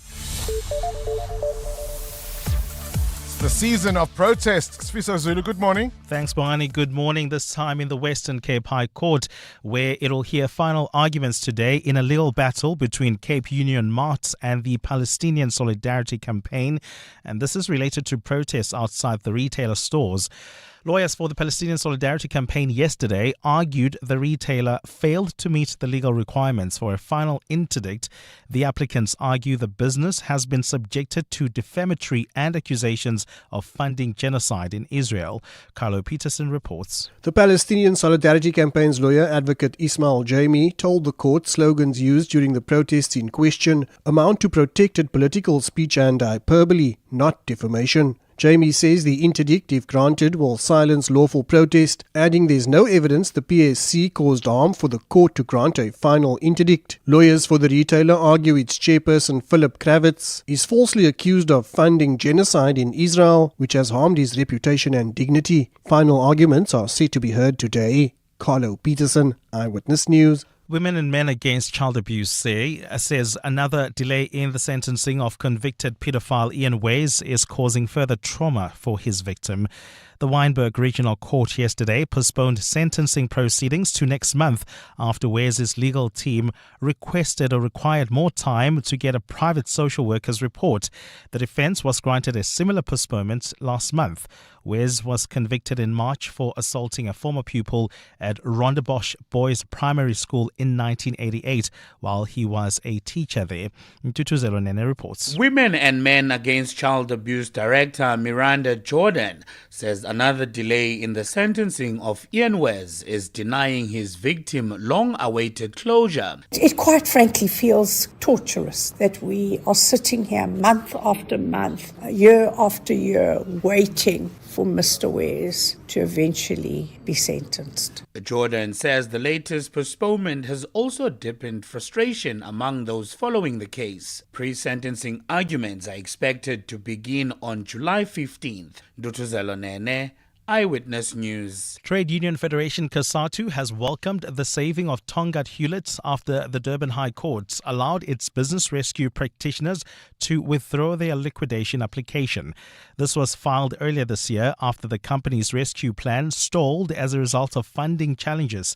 The practitioners have now signed a deal with the Industrial Development Corporation and investment group Vision Consortium to implement the sugar producers' business rescue plan. COSATU's Matthew Parks. This announcement gives hope and comfort to the 250,000 workers and their families, communities and SMMEs along the entire value chain. We are pleased that this intervention ensures that this cornerstone South African company remains in South African hands. And France is bracing for another heat wave, with Paris allowing swimming in one of the canals so residents could cope with the temperature. This will be the second spell of unusually hot weather this year after a scorching week last month smashed records in half the country. Temperatures hit 37 degrees in some areas yesterday, and they're expected to peak at 40 degrees in some regions over the weekend as France celebrates summer solstice with an annual nationwide music festival.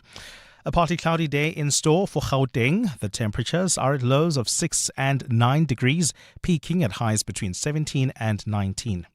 And in the traffic, we've got delays on the N3 North. This is between the Elands Interchange and the Van Buren Road due to an earlier accident, as well as roadworks while heading towards the Joburg CBD, queuing traffic on the Marquard North between Boysons Road and Carr Street. The top story this hour: the High Court in the Western Cape will hear final arguments in a legal battle between Cape Union Mart and the Palestinian Solidarity Campaign. From stunning goals to stunning upsets, stay on 702, K-Talk and EWN.co.za to stay up to date on the world's biggest tournament. It's time to get revved up. The Motor Select Rev Up sale is on, and we've got thousands of quality pre-owned vehicles at unbeatable prices. That's everything from city cars to 4x4s. Offer ends 30 June, so get to motorselect.co.za now. That's Liesel, before she got naked. Liesel checked her insurance premium and got angrier than the time a teenager called her Tani. So Liesel got naked and got comprehensive car insurance and a way lower premium in seconds, all on the Naked app. There we go, Liesel. Get a car and home insurance quote now at naked.insure and see how much you can save when you get naked. Naked Financial Technology is an authorized FSP. Get naked. 702 and Corporates That Care caught up with the Passenger Rail Agency of South Africa about how they're reconnecting communities through safe, reliable and affordable rail transport. When you talk about the scholars, pensioners, youth, any customer, one of the key things we focus on is customers must feel safe in the environment. So you find not only securitization of our assets, but also our customers, securing them, making them feel safe. We've got security on the trains. It's got the CCTV cameras on the trains, our stations. So the environment we need to look at, and that is critical. Part of our secondary mandate, Bongani, is also to generate revenue of our assets. We own significant property, land, but also other assets like fiber. Visit prasa.com to learn more about their services, projects, and community initiatives. Corporates That Care with the Passenger Rail Agency of South Africa on 702. Let's walk the talk. 702. WhatsApp Bongani on 072 702 1702. Morning, Bongani. Now it means much. It's I don't know what you can call it, because 1 minute it was an order funded by Action SA, by Mashaba, because the Jacinto was there. 1 minute was funded by IFP because he was talking to the Premier of KwaZulu-Natal. He was going with him and all that. And then they said, no, he was funded by the IFP. And then Jiggy, now they say, no, it's MK, it's been funding this. Morning, Bongani. Zwelinzima Vavi, he is like all of them. Zwelinzima Vavi is, these people, they're selling the country.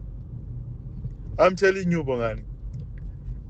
How do a person like Zwelinzima Vavi says the factories are not being closed because of the foreign? We don't care about that.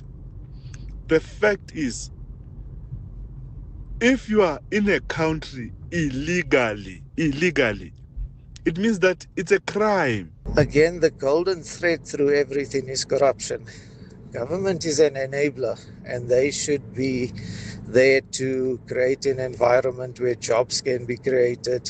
They need to control the crime. They need to take care of their citizens. But all our government has done is enable corruption and looted state coffers. Sort the corruption out, and I think half your problems already will start going away. Asif from Johannesburg. Thank you. And that's the point I was making, was it not? The anger Justified, real, not quibbling with that. But who's to blame? Who has allowed all of these conditions? Let's take two issues that Vavi mentioned there. The illicit trade in cigarettes. The issues around tobacco. And you can't even go to state capture for that one. That happened right now under this administration, or at least under this president. Right? And they were warned repeatedly when we were being told about rolling the Zol on the paper, and you take the paper and the trains. Zwelinzima Vavi made reference to the violence on the East Rand on the trains when those were still working. Not quite what they are today. Are you gonna blame migrants for that? So the voice note suggests you don't care about the factories closing? Really? Don't be so easily fooled. March and organizations like this, if you study history, they will take real concerns, real frustrations by people, they'll amp them up, offer superficial solutions that will bring about no change, but get people to be angry and in a frenzy for political gain. Let us not be so easily fooled. 702. What's the question? What's the question is brought to you by Outsurance, a chance to win up to 3,000 Rand in cash. So first we've got 1,000 Rand for the answer, and then a little later 2,000 Rand for who can give us the question. SMS out to 45142 now, and you could save on your car insurance. If you don't, you can ask Outsurance for 500 Rand. Today's answer comes from Mdu. Mdu, please give us today's answer. Morning, Uncle Bongs. How are you? I'm all as well, Mdu. Just give us today's answer, please. Good. The answer is wham. Wham. Mdu, 1,000 Rand is coming your way, all thanks to 702 and Outsurance. What's the question? Mdu says the answer is wham. What's the question? Call us if you know on 011 883 0702. EWN Sport. Let's catch up with the world of sport. Cindy Paluta, a very good morning to you. I remember the shock on Tembazwane's face when that red card came. Looking back, was it a fair decision? So Hugo Brossen is pre-match press conference last night said he didn't think it was fair because Lionel Messi did a very similar thing for Argentina against Algeria. He says no, he doesn't think Lionel Messi should have been given a red card, which obviously he wasn't, but he just feels like it's not consistent across the board because Tembazwane was shown a red card against Mexico, but that's been upgraded to 3 games now, and we'll have more for you on that story in the World Cup desk at the end of this bulletin. But first, at the T20 Women's Cricket World Cup, the Proteas beating Pakistan by 2 wickets, chasing down 127 in 17 overs. Thanks to Anne-Marie Dirkson's 52, Nadine de Klerk's 37. Dirkson said it was tough playing against the spin. I think we've been fortunate enough to play a lot of teams in the subcontinent recently. We also had Pakistan to South Africa, so maybe without realizing, you got to work on your game and spin. It was something I made a conscious effort about as well. But yeah, no, very, very happy that it paid off today. We're a couple of nervy moments. So the top 2 teams from the group go through to the semi-final, and in the Proteas group at the moment, it's unbeaten Australia and India. They're looking strong. Yesterday, Australia beating Bangladesh by 9 wickets, India beating the Netherlands by 95 runs. The Bulls play Leinster in the United Rugby Championship final tomorrow night, a repeat of last year's final. Here's Willie Leroux. They got an incredible start last year against us. We were on the back foot from the first minute. They played in the right areas. Their defense was incredible. We couldn't manage to break through them.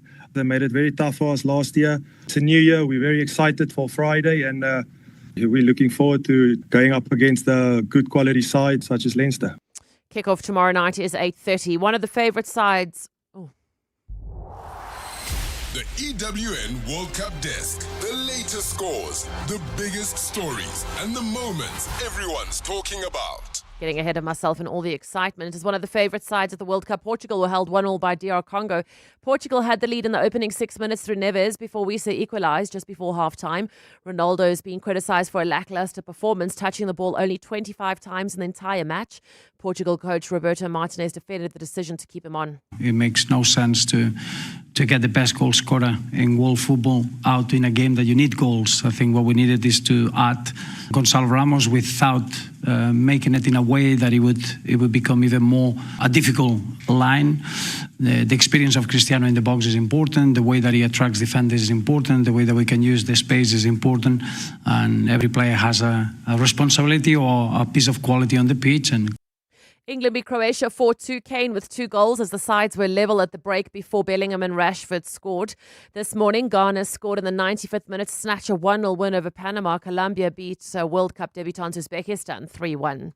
Tonight, Bafana playing Czechia at 6 p.m. Massive blow, as we said. Tebuzwane, who was shown red in the first game, should have been out for 1 game, will now be out for 3. His red card upgraded for foul play on the field. Captain Ronwen Williams says it's crucial to win. We've seen what it means to the entire South Africa for us to be part of the World Cup again. It's amazing. We're inspiring now a whole nation. Now it's just for us to play our football now. The opening game is done now. It was very difficult for many reasons, but I think going into the next 2 games, we'll be much better. We've analysed, we've done our homework, and I think we're much ready. And the mother of Cape Verde's star goalkeeper Vozinha has been granted a visa to enter the United States in time for her 40-year-old son's next game against Uruguay on Sunday. Vozinha became an overnight sensation when he helped Cape Verde hold tournament favourites Spain in a goalless game. After the match, he was in floods of tears, explaining his mother couldn't afford the $15,000 visa to the US. Hakeem Jeffries, a minority leader of the US House of Representatives, has since organised the fee to be waived and entry to be given in time for Vozinha's mother to attend. Before the match, Vozinha had 50,000 Instagram followers. He's now up to 13.1 million followers. Wow. Cindy Palooza, Eyewitness News Sport. From kickoff to the final whistle, this is the EWN World Cup Desk. Every great business starts with a problem, one you may have experienced yourself. Nedbank Business Ignite 2026 is looking for entrepreneurs who've turned that pain into purpose, built solutions that truly make a difference. So if your business is generating between 1 million and 20 million rand, you could get the funding, mentorship and support you need to grow with Nedbank as your partner. Plus, you can get access to Simply Biz to help you scale sustainably. So if you're solving real problems and are ready to take your business further, visit igniteyourbusiness.co.za or primemediaplus.com and enter today. This winter is a cold one. Keep the heat in and the cold out with Cash Build. Save on electricity and keep your home warm with our top quality ceiling insulation. Plus, upgrade to our energy efficient geysers and geyser blankets to keep your water hot for longer, especially in the mornings. Don't turn into an ice block this winter. Head in-store to your nearest Cash Build for quality insulation and energy-efficient geysers. Cash Build. Upgrade your home at unbeatable prices. Design Plus Interiors huge warehouse clearance sale in Wynberg is now on. Visit us at 17 6th Street, Wynberg for exceptional savings on quality sofas, bedroom suites, dining sets and accessories. This is your chance to get quality furniture at reduced prices. Stock is limited. Once it's cleared, it's gone. Design Plus Interior Furniture Warehouse, 17 6th Street, Wynberg. On Sunday, 26 July, the entire city unites for the 702 Josie My Josie Walk the Talk. Walk the talk. And because Joburg is more than just a city, we'll be walking for the people. So join us and help make a difference to homelessness in the city by entering on primemediaplus.com and donating vouchers. Donate a voucher. Which is a cashless way to give, helping people experiencing homelessness access a hot shower, a meal, a bed, or more support. Anybody can join and everybody can donate. 702 Josie My Josie Walk the Talk, hosted by the City of Johannesburg. Enter and donate now on primemediaplus.com. EWN Traffic. This EWN Traffic brought to you by the House of Citroen. The all-new Citroen Basalt is here. Book a test drive at citroen.co.za. What's going on in Sharon Lee, Amo? Well, Bongani, there's been an accident on Malibongwe Drive. It happened right near the N1 exit. It's causing heavy traffic volumes. Please be on the lookout there. The good news, though, is that accident that was on the N1 North near Bayasnodia Drive has been cleared, but traffic remains a bit sluggish approaching the Malibongwe Drive exit. And then if you're traveling on the N3 North, we're still seeing those those delays just as you head towards Van Buren Road. That's due to roadworks there. And there's also queuing traffic. In fact, bumper-to-bumper delays along the Mike 1 North between Glenhove Road and Grayston Drive. That's due to an accident there. We'll have more traffic updates coming up. Stay tuned. There's more EWN on air, online, and on the EWN app. The all-new Citroen Basalt is here with keyless entry, wireless Apple and Android CarPlay. It's made to look good and make life easy. And that 470-litre boot, it's ready for every outfit change and then some. The all-new Citroen Basalt Coupe SUV from 354,000 Rand. Register now for the limited launch deal assist of up to 40,000 Rand. Book a test drive today at citroen.co.za. T's and C's apply. 702. What's the question? For 2,000 Rand in cash, all thanks to Outsurance, please tell me what's the question. If the answer is wham, let's go to my mouse is just not clicking. Mudise, there we go. Mudise, you're in Germiston. What's the question? What's the name of the British pop duo that had their last performance at Wembley Stadium on this day? In 1982. It wasn't quite this day. They were still preparing for it. The single was out. Tickets were being sold. But it was this month in 1986. I think the final performance was on the 28th, in fact, if I remember it well. Fans were caught in a frenzy to get tickets to the farewell concert at Wembley Stadium. Just weeks before the show, they released their last single, which was their last number one in the UK, and became the soundtrack of the band's goodbye. The concert, of course, drew 72,000 fans, marking the end of one of the biggest pop acts of the 1980s. George Michael and Andrew Ridgeley bowing out at the very top. Mudise, 2,000 Rand is coming your way, all thanks to Outsurance in 702.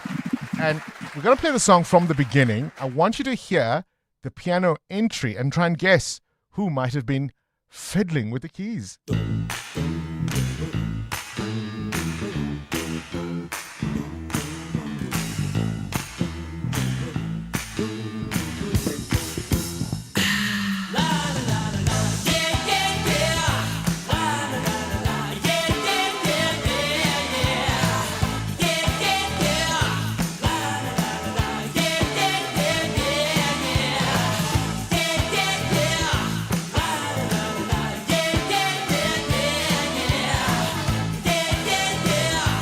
Oh, man. So at the concert, KG, the guest performer who plays that piano intro apparently came with all sorts of people in his entourage. He had all kinds of trailers, even a mobile swimming pool. And the two artists who were in Wham were stuck in these little rooms because he took up all the space. Who else could it be but Elton John? Outsurance can't improve your braai skills, but they could improve the car insurance premium you currently pay. Get a quote today, and if Outsurance can't save you money on your car insurance premium, ask for 500 Rand cash. Make that 1,500 Rand if you've been claim-free and with the same insurer for 3 years. Get a quote and get savings or cash. Either way, you win. SMS out to 45142. That's out to 45142. Outsurance. Licensed insurer and FSP. T's and C's online. Johannesburg is calling. Sunday, 26 July. Thousands of Joburgers. The 702 Josie My Josie Walk the Talk. Proudly partnered by Standard Bank. The historic streets of the CBD. Ellis Park, a city on the rise, growing, evolving, full of possibility. Listen, this is more than just a walk. It's Josie coming together. Why don't you register now for the 702 Josie My Josie Walk the Talk? Standard Bank is an authorized financial services and registered credit provider. Hi there. I am Amahle, a stem cell donor. What started out as curiosity turned into an opportunity for me to save a life. Naturally, I was taken aback when I was found to be a match for a patient in need. In South Africa, over 4,000 people die of blood cancer each year. I donated stem cells and I was able to give someone else a second chance at life. Register to become a stem cell donor at kmsafrica.org. So you too can be a lifesaver. That's Kefense, before she got naked. Kefense's premium went up twice last year, and she was more confused than when her ex said, I need to find myself, and then found somebody else. So Kifense got naked. She got comprehensive car insurance and a way lower premium in seconds on the Naked app. Good for you, Kifense. Get a car and home insurance quote now at naked.insure and see how much you can save when you get naked. Naked Financial Technology is an authorized FSP. Get naked. My name is Richard Sutton, and I'm the host of the podcast Shift Happens. This podcast is about you, about transformation, elevation, and becoming the best version of yourself. Each episode shares powerful, hard-won lessons from prominent South Africans who have faced doubt, change, and early failure, and emerged transformed. Don't miss Shift Happens, the tools, insights, and skills to help you navigate the real realities of life. Now streaming on primemediaplus.com, the Prime Media Plus app, Spotify, and Apple Podcasts.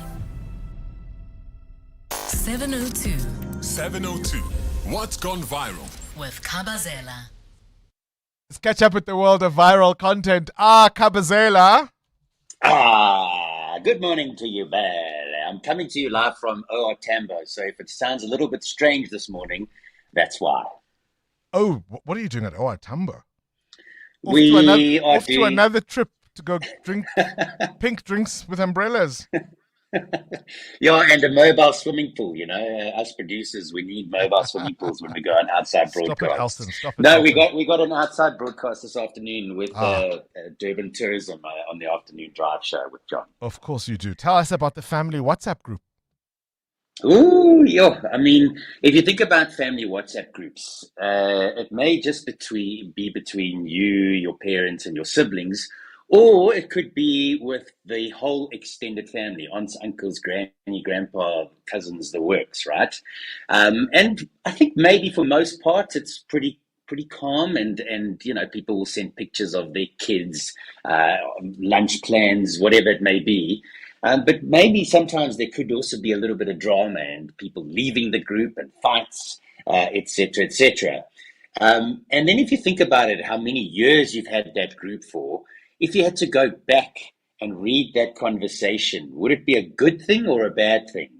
And the reason we're talking about this is that some person in the States has decided to create a business where you could send them your whole family WhatsApp group conversation, including pics and texts, and they then print it out into a book, a beautiful book that you can read. Now, it's going to be random, but I'm just thinking, like, let's say, for example, you hand it down to your child one day, and you say, read the history of your family and where you come from, and get an idea of what we talk about. It could be quite a nice thing to give somebody, and that's the whole idea of this, is to hand it down as like a family heirloom, right? But if you think about it, what would your family WhatsApp group conversations be? Would you want somebody like in the next generation to read your family WhatsApp Some things conversation? are just best left frozen in time. I mean, let's take some voice notes on that. Do you have a family WhatsApp group? Who's a part of it? What is it used for? And when you are included, especially without being asked, do you stay? For me, it's the verses, the Bible verses, and the prayer pictures. Count me out. EWN Traffic. This EWN Traffic is brought to you by Citroen. Visit your nearest dealership this June, test drive or purchase any Citroen, and stand to win an all-expenses paid world-class rugby experience to South Africa versus New Zealand on the 5th of September. Amo? Well, Bongani, there's a couple of accidents causing delays in Vertbokkie. We've got one that happened on Main Reef Road near Adcock Street. It's causing heavy delays around the Leratong Hospital. While traveling in Germiston, we've got an accident on the M2 East right near the Geldenes interchange, also causing delays. I'll have more details coming up. There's more EWN on air, online, and on the EWN app. Good morning, Mzansi. It's a beautiful Wednesday. It's Thursday. No. TGIF, am I right?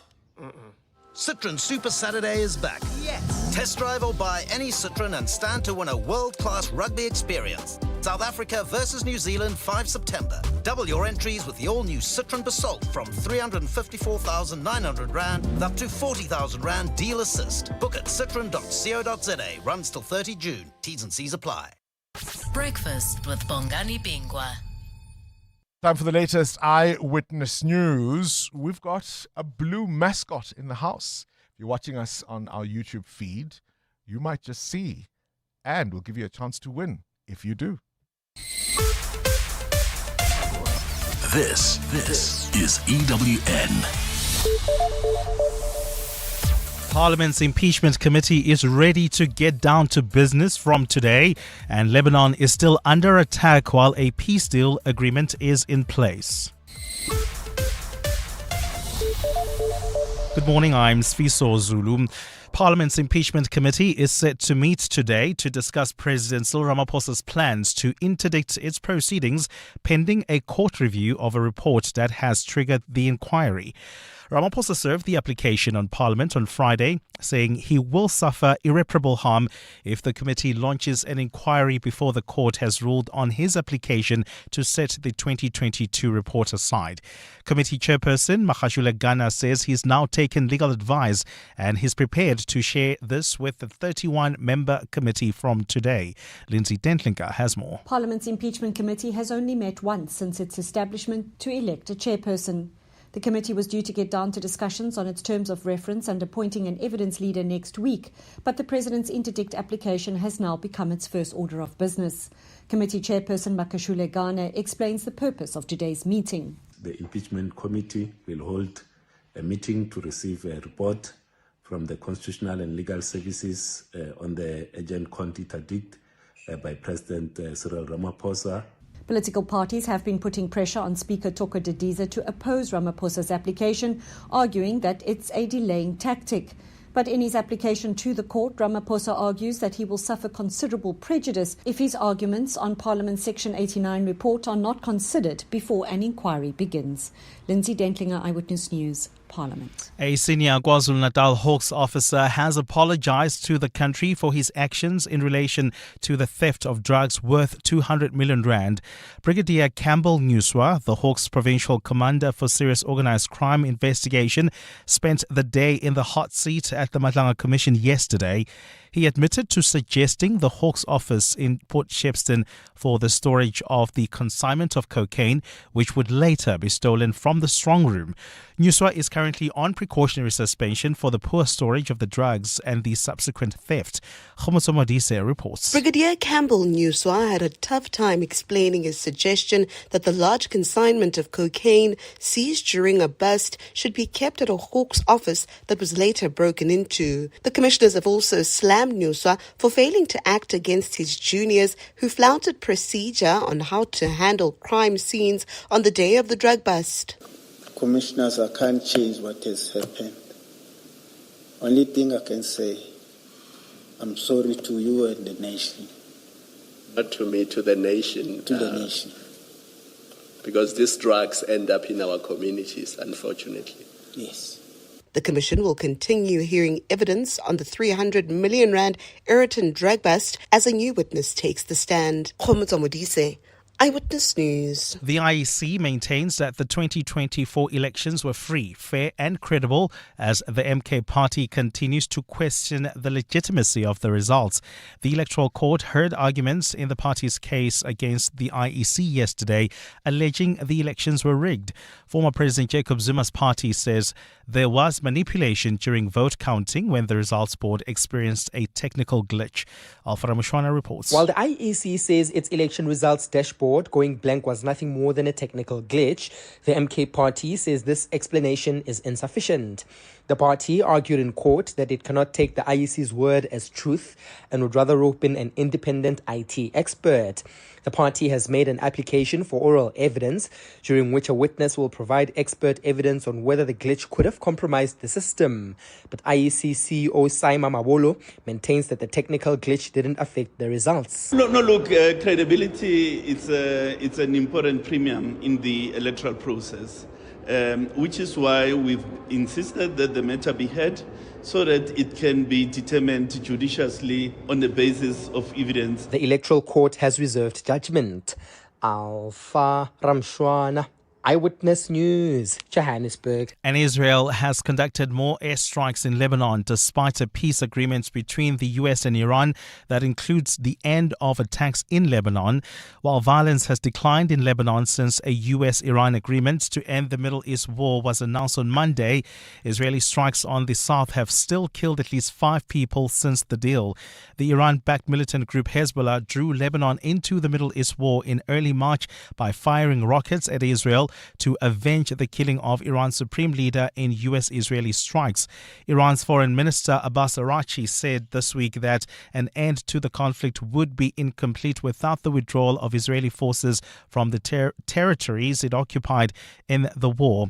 But Israeli Prime Minister Benjamin Netanyahu said that on Monday his country's forces would remain in Lebanon for as long as it's necessary. United Nations spokesperson Stefan Dujarric gave an update on observations made by their teams in Lebanon. Today, 26 violations of Lebanese airspace by the IDF were recorded between midnight and 4 p.m. local time, along with 1 air attack. In addition, peacekeepers reported a violation of Lebanon's maritime space by 2 IDF vessels conducting patrol roughly 600 meters off the shores of Nakora in southern Lebanon, which is also the home base for our peacekeepers. Gold is trading at $4,257.78 an ounce. The rand is at 16.41 to the dollar, 21.81 to the pound, 18.88 to the euro. Brent crude oil is at $78.51 a barrel. And in the traffic, we've got delays on the Mike 1 North. This is between Glenhove Road and Grayston Drive. That's due to an accident. And then traveling on the N3 North, do expect heavy delays between the Yelands Interchange and Van Buren Road. And in your sport, bad news for Bafana as Tempers 1 is banned for 3 games for the red card shown in the opening match against Mexico. Last night, England beat Croatia 4-2. Portugal held by DR Congo 1-0 and Ghana snatching a 1-0 win over Panama. The Proteas women got their first win at the T20 World Cup campaign, beating Pakistan by 2 wickets. A partly cloudy day in store for Gauteng. The temperatures will peak at highs between 17 and 19 degrees. The top story in EWN this hour. Parliament's impeachment committee is set to meet today to discuss President Cyril Ramaphosa's plans to interdict its proceedings, pending a court review of a report that was triggered by the inquiry. EWN, in touch, in tune, and independent. For the latest, visit ewn.co.za or download the EWN app. We're calling on Joburg to walk the inner city with us. In 702 Josie My Josie Walk the Talk. Babize bonke. Enter now on primemediaplus.com.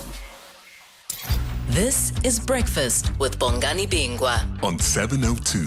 Let's walk the talk. 8 minutes after 8 o'clock, we've had some interesting interviews on the show this morning. A little earlier on, we were reflecting on the tenure of John Steenhuisen as the Minister of Agriculture. Francois Rousseau, the CEO of the Southern African Agri Initiative, says farmers stand to lose billions of rands. And that's just to contain where we are right now. It's not about what is still to come. He says, think of other animals. It's not just beef or cattle. It's sheep. It's the pigs. It's the game farms. We need to contain this disease. He rates John Steenhuisen a 2 out of 10 for his handling of the crisis. Zwelinzima Vavi, the old tiger of trade unions in South Africa, says the invisible hand, the so-called invisible hand behind these protests, these marches, is not so invisible. He's blaming it squarely at the door of the former president, Jacob Zuma. The MK party, of course, now in a clear alliance with March and other organizations. And can I tell you, what does history teach us about any society that is frustrated with service delivery, any group of people that feel aggrieved because they remember a grander and better time? Whenever you find a group that you believe is the source of your problems, that you've been convinced to believe is the reason for your misery, that anger is hard to dissipate.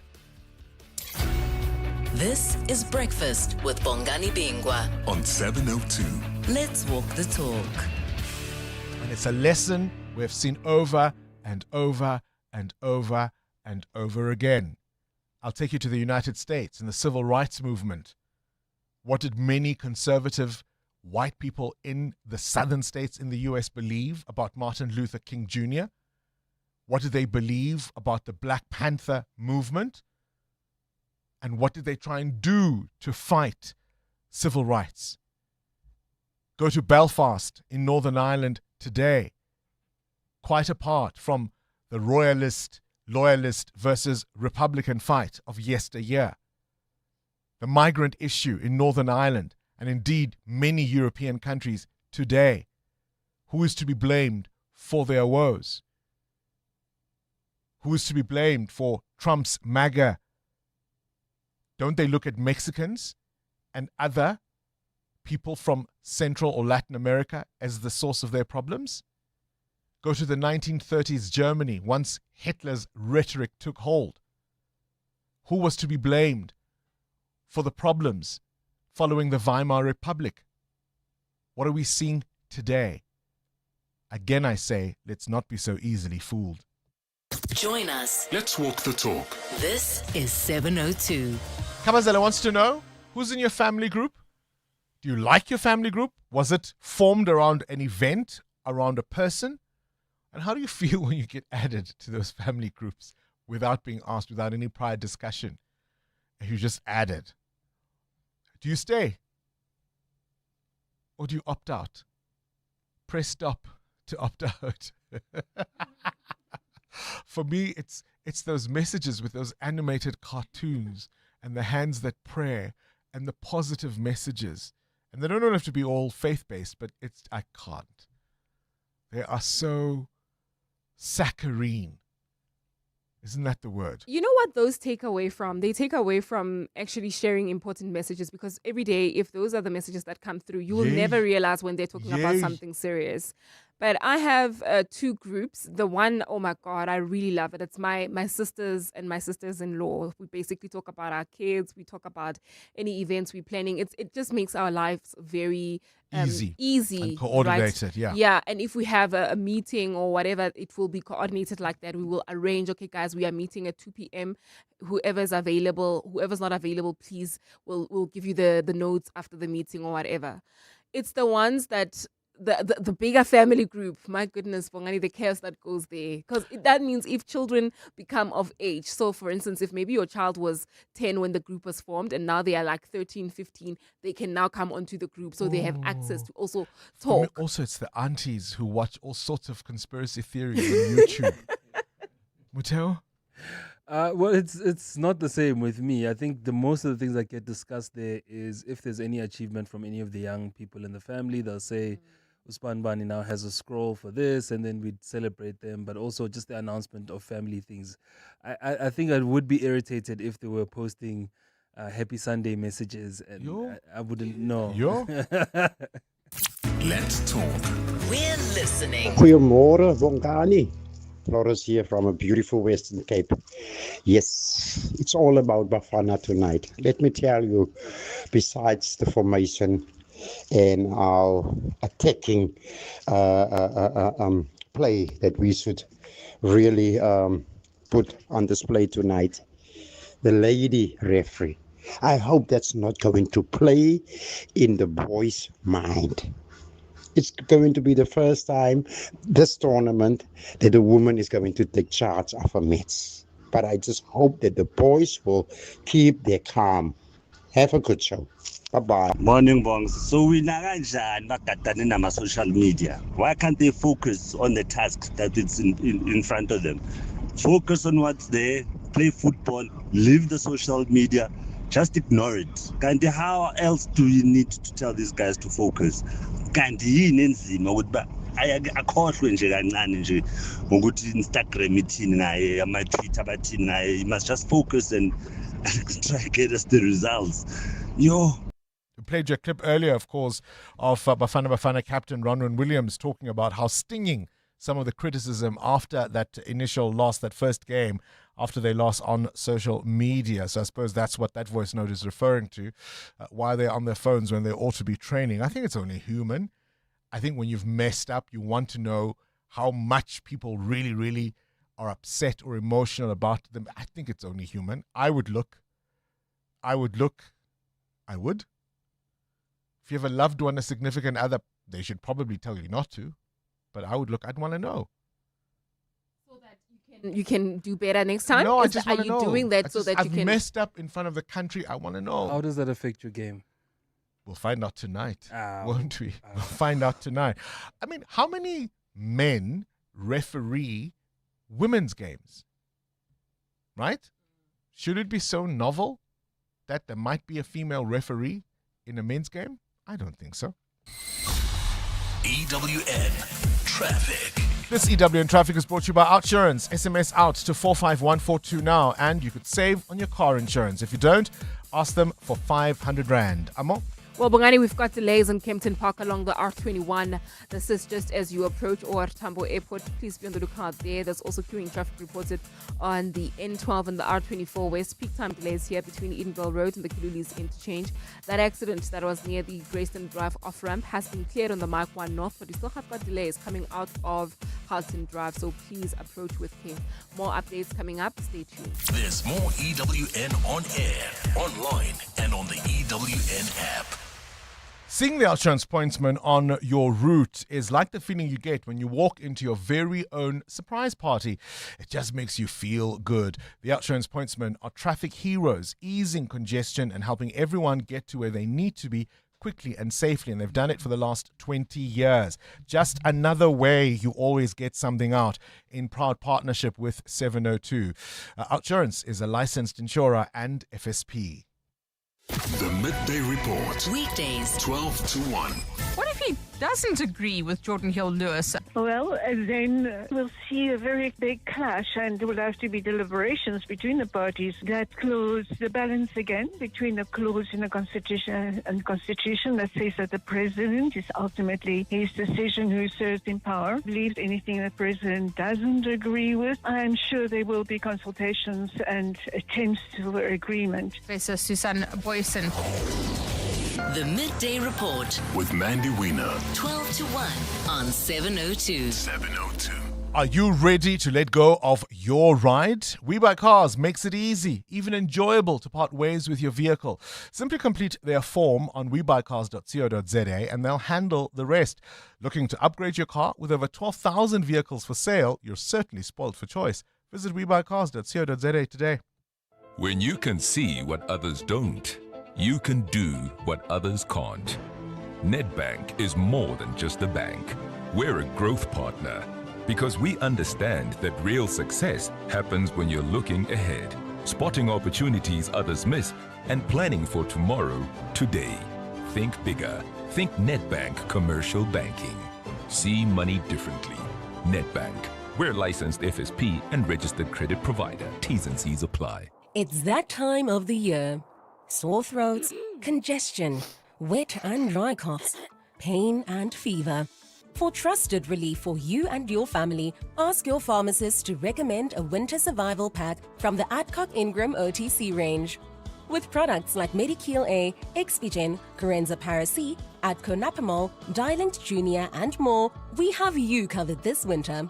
Remember, Adcock Ingram OTC, sponsors of Brave. Switching to Outsurance Business Insurance was a quick process. I saved a lot of money. Outsurance Business Insurance clients know that it pays to switch. And did you know you could get a massive 20% discount on your business insurance premium when you switch? For boutique hotels, catering companies, and all other businesses. Get a quote today and see why it pays to switch to Outsurance Business Insurance. Visit outsurance.co.za or call 08600 60,000 today. Licensed insurer and FSP. TCs and information online.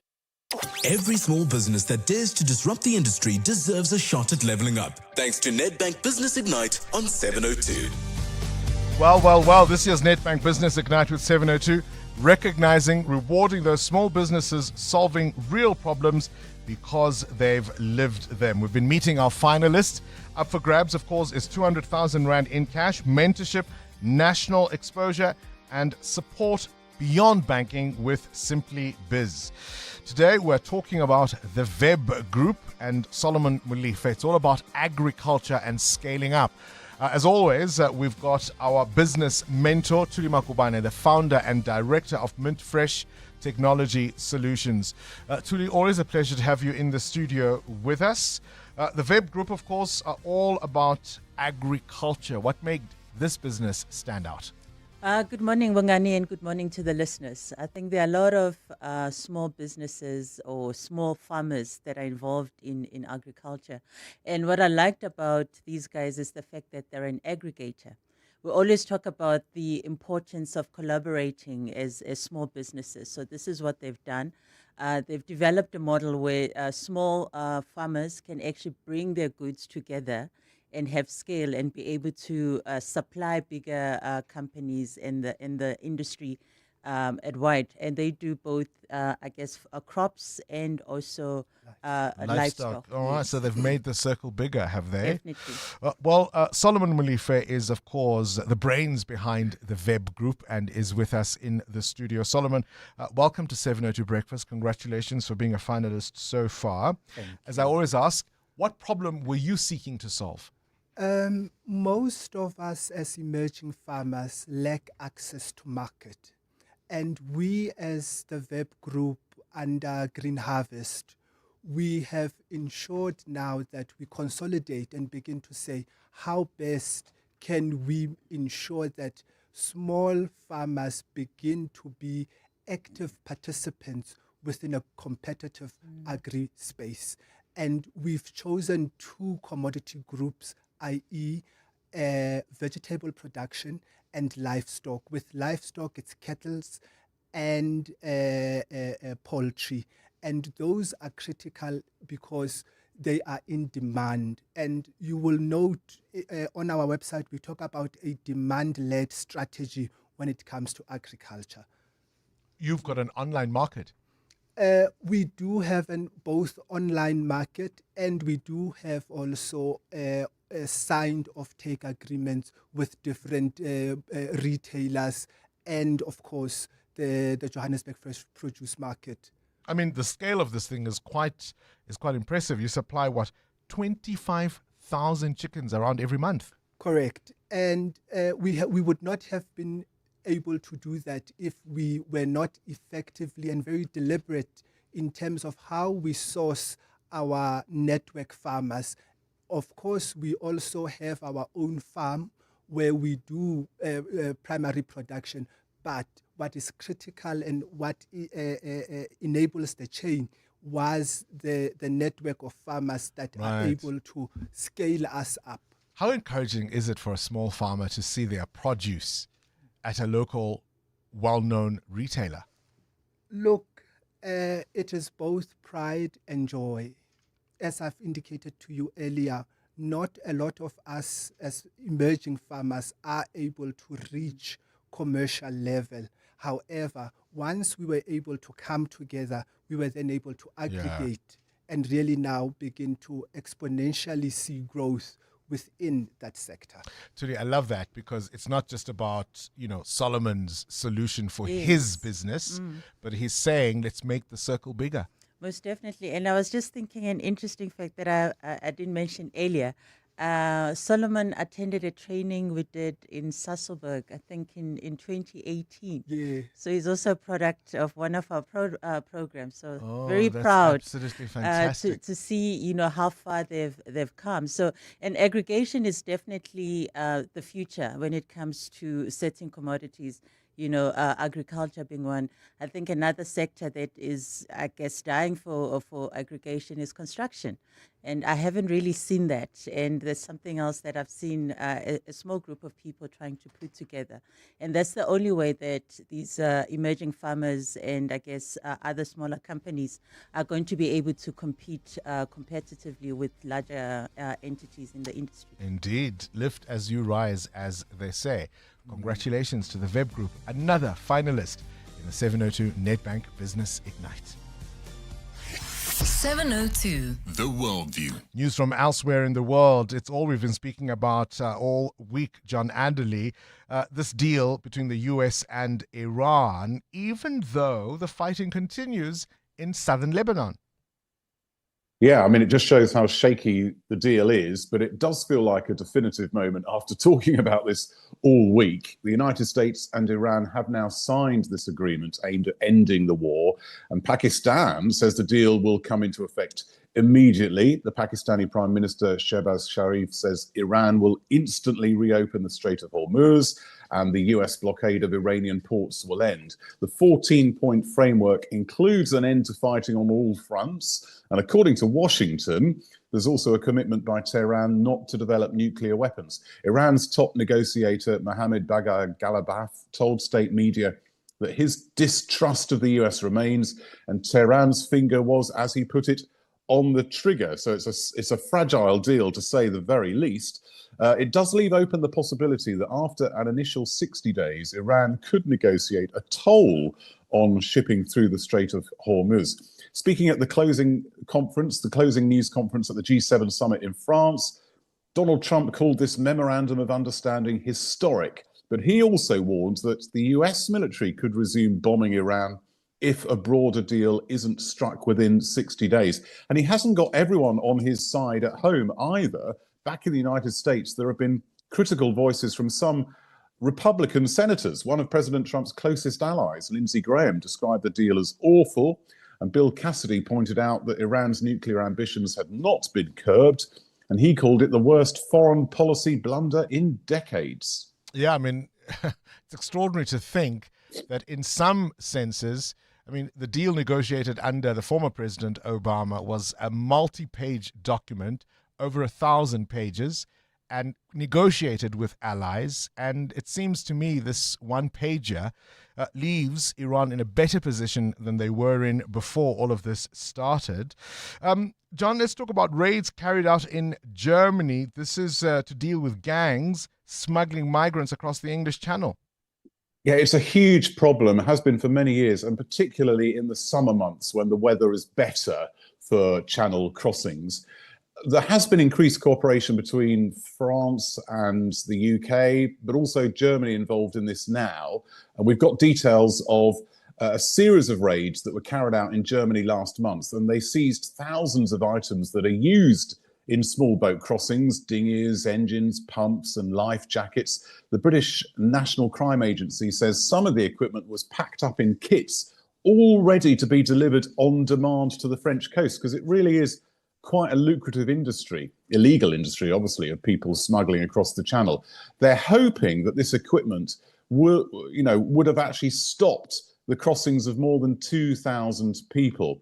And it all happened in an area of Germany close to Belgium. So it shows that a number of European countries are now getting behind this initiative to try and stop these illegal and indeed dangerous small boat crossings across the channel. They've got a riot squad now in place on the ground in northern France, just to try and stop these crossings. There's going to be more cooperation between France and the UK, which involves 125 specialist officers and reservists who'll disperse the migrant groups, try and pursue the criminal smugglers and prevent these small boat launches. And the idea is to try and get some of this in place before the really busy summer months get underway, when more channel crossings take place, because, of course, the weather is so much better. Indeed. John Adderley with this morning's Worldview. EWN Business. Catch up with business news now, roundup of the day, or at least the morning. Muteo Kharibe, sweets and chocolates driving Premier Foods earnings. Yeah, shares at Premier Foods were up more than 3% on the JSE after the food producer reported record earnings for the year to end March. The rise was driven by contributions from its bakery division, its sweets and chocolates business, as well as lower maize meal prices. The owner of Iwisa Maize Meal and Blue Ribbon Bread says revenue increased nearly 7% to 21.2 billion rand. The group, which acquired the owner of Rhodes Quality and Bull Brand, that's RFG Group, in March, now has 52 brands across its portfolio and employs more than 15,000 people. All right, even though the deal is a deal but isn't a deal, food prices are going up. South Africa's annual headline consumer price inflation came in at 4.5%, higher than the 4% recorded in April. The index rose by 0.7% month on month, largely driven by sharp increases in housing and utilities, transport costs, and higher fuel prices at the pumps. Stats SA says the impact of higher fuel prices on overall inflation can be seen by looking at the index for the CPI excluding fuel. So if fuel is stripped away from the number, it would have come in at 3.7% in May. Inflation for food and non-alcoholic beverages continues to subside, dropping by 1.9% from 2.9% in April. The higher prices for fuel, fertilizer and logistics are expected to filter through to food prices in the later coming months. Your indicators? Looking at the rand this morning, 16 rand 33, up 0.5% against the US dollar, 18 rand 80 against the euro, and 21 rand 73 cents against the British pound. Price of gold is up by close to 1% at $4,298 an ounce, while platinum is up 1% at $1,752. Brent crude now lower by 1% at $77 a barrel. More business from Stephen Grotes later this afternoon. We start with a horror accident overnight, Sfiso Zulu. And now, what's the warning? Well, Bongani motorists are being advised to use alternative routes as Winnie Mandela Drive in Rodiport remains partially closed following the crash involving multiple cars. Recovery and cleanup operations are underway between Boulevard and Joseph Lister Street towards the N1. Johannesburg Metro Department spokesperson Xolani Fihla says peak morning traffic will be delayed in the area. Traffic heading towards the N1 cannot use the section of Willem McCall Drive due to ongoing recovery and cleanup operations. Motorists are able to travel up Willem McCall Drive from the N1 towards Ndierkes Road, and further updates from the scene will be shared as they become available. Disbarred lawyer and alleged shoplifter Piet Viljoen is expected to appear in the Pretoria Specialised Commercial Crimes Court today. Viljoen was arrested by the Hawks at OR Tambo International Airport on Tuesday, shortly after landing from the US. He's accused of committing fraud and corruption linked to the alleged unlawful sale of properties belonging to the Johannesburg Property Company. Viljoen and his wife Mel previously made international headlines after their arrest in Florida in the US, where they were accused of running a supermarket shoplifting scheme for 6 months. Nkoskona Malingamnisi reports. Piet Viljoen remained in US custody longer than his wife, who returned to South Africa earlier. Upon his arrival on Tuesday, he was immediately arrested by the Hawks. According to investigators, several properties owned by the Johannesburg Property Company were fraudulently sold to unsuspecting buyers in May 2010. Although ownership of the properties was transferred, the entity allegedly received no payment, resulting in significant financial loss. The matter was initially reported at the Sandton and Boschkorp police stations before being handed to the Hawks' Serious Commercial Crime Investigation Unit. Or see Khona Malingamnisi Eyewitness News. Build One South Africa's Nobantu Hlazo Webster has joined the race for Joburg Mayor. Busa leader Musi Maimane announced Hlazo Webster as the party's candidate for the top job yesterday. Maimane says their campaign will provide Johannesburg residents with principled and capable leadership focused on building a city that works. Anelita Fandese reports. Hlazo Webster says Joburg's future cannot be defined solely by fixing what is broken, as that is the minimum requirement of leadership. This comes amid growing frustration over the city's water shortages, power outages, financial instability, and poor service delivery. The contest for the city's top job is shaping up to be one of the most closely watched races in the country. Anelita Fandese, Eyewitness News. And Ukraine has launched its largest drone attack on Moscow in years, sparking fires in and around the capital and forcing evacuation at the country's largest airport. The attack comes hours before Russian President Vladimir Putin is set to meet Southeast Asian leaders at a summit in the central city of Kazan, about 700 kilometers east of the capital. Kyiv has stepped up its drone strikes on Russia in recent months, hitting oil refineries that fund Moscow's war chests as diplomatic talks on ending the more than 4-year conflict remains stalled. Since the war began in 2022, Russia has pummeled Ukraine with nearly daily aerial drone strikes and missiles. A partly cloudy day in store for Gauteng today. The temperatures will peak at highs between 17 and 19 degrees. And in the traffic, we've got delays, as you heard on Eyewitness News, along William Nicol Drive in the Roodburg area, which has been closed off to traffic following a major accident scene.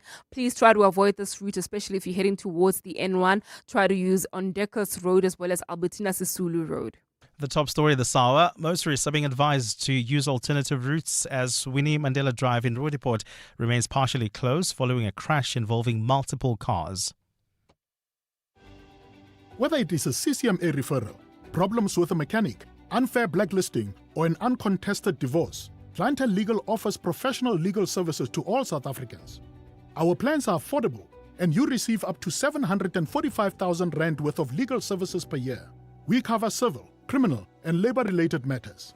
Our nationwide legal teams are standing by to support you 24 hours a day. Plus, all plans include a 5,000 rand bail benefit. Join today. SMS LEGAL to 48721. That's legal to 48721. Clientele General is an authorized FSP and licensed non-life insurer. T's and C's online. Standard rates apply. Breaking news. Motorists are bracing themselves for even more fuel price hikes in June. Or prepare differently. BYD hybrid vehicles use up to 70% less fuel than normal cars.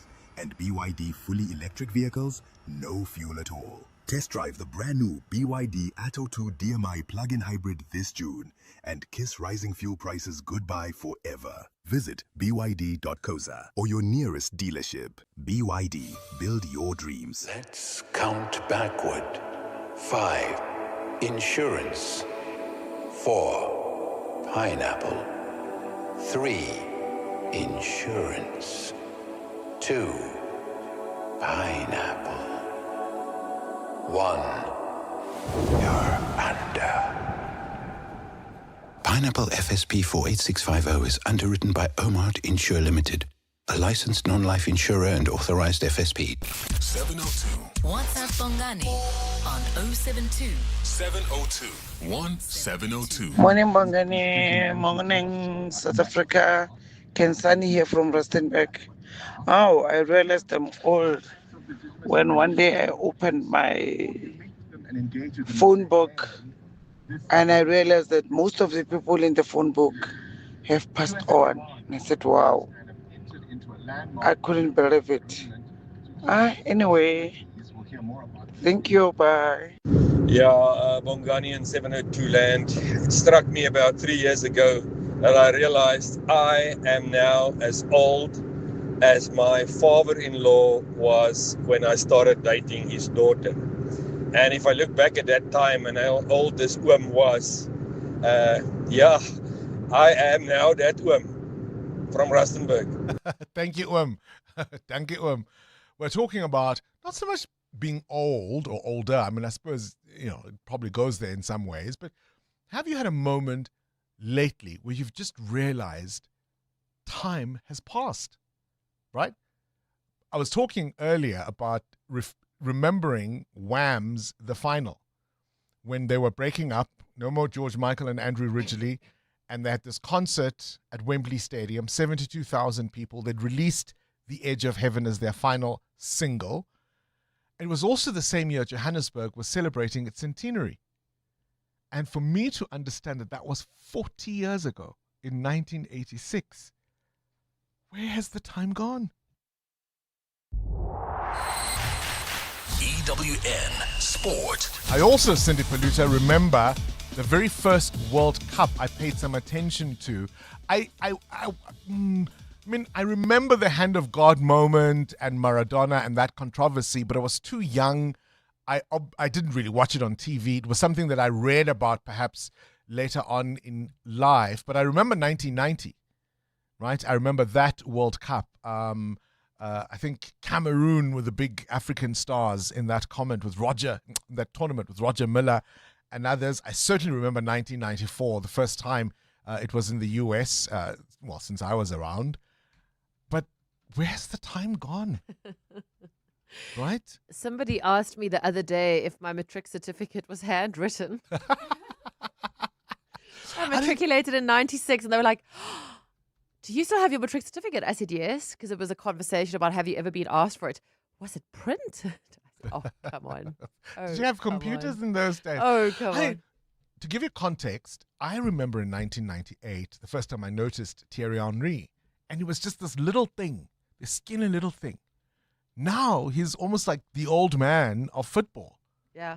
So it's a great also way to reflect and go, okay, cool. If time has flown that fast, it's continuing to fly fast, and therefore, seize the moment, whatever. So can Bafana give us a little bit of glimmer of hope in this life story? They take on Czechia at 6 o'clock tonight. Desperate for a first win at this World Cup, Captain Ron Williams admits it's been hard to motivate the team after that opening defeat to Mexico. Us being here wasn't given to us. We worked so hard for it. So we didn't want to lose that belief. And I think over the last 2-3 days, you could see it there again. And we know how important tomorrow's match is. So we are ready. It's going to be difficult because both countries are in the same moment now that we know we can't drop points. So it's going to be a fight and we are ready for it. Blow for Bafana with the news that Themba Zwane will serve a 3-match ban as his red card was upgraded. Tonight's later game, Switzerland against Bosnia-Herzegovina. Portugal opened their campaign with a 1-0 draw to DR Congo. England beat Croatia 4-2. The sides were level at halftime. Here's Harry Kane, who scored the 2 opening goals. Credit to the manager. The manager gave us a speech at half-time just to say, look, if we lose, we lose. We lose in our way. And I think you saw that, how the way we come out in the second half, we went full gas. And they couldn't live with it. And that's the level we have to set for every game. So credit to everyone. The first game of the tournament, a great result against a tough side. Ghana snatched a 1-0 win over Panama. Colombia beating Uzbekistan 3-1.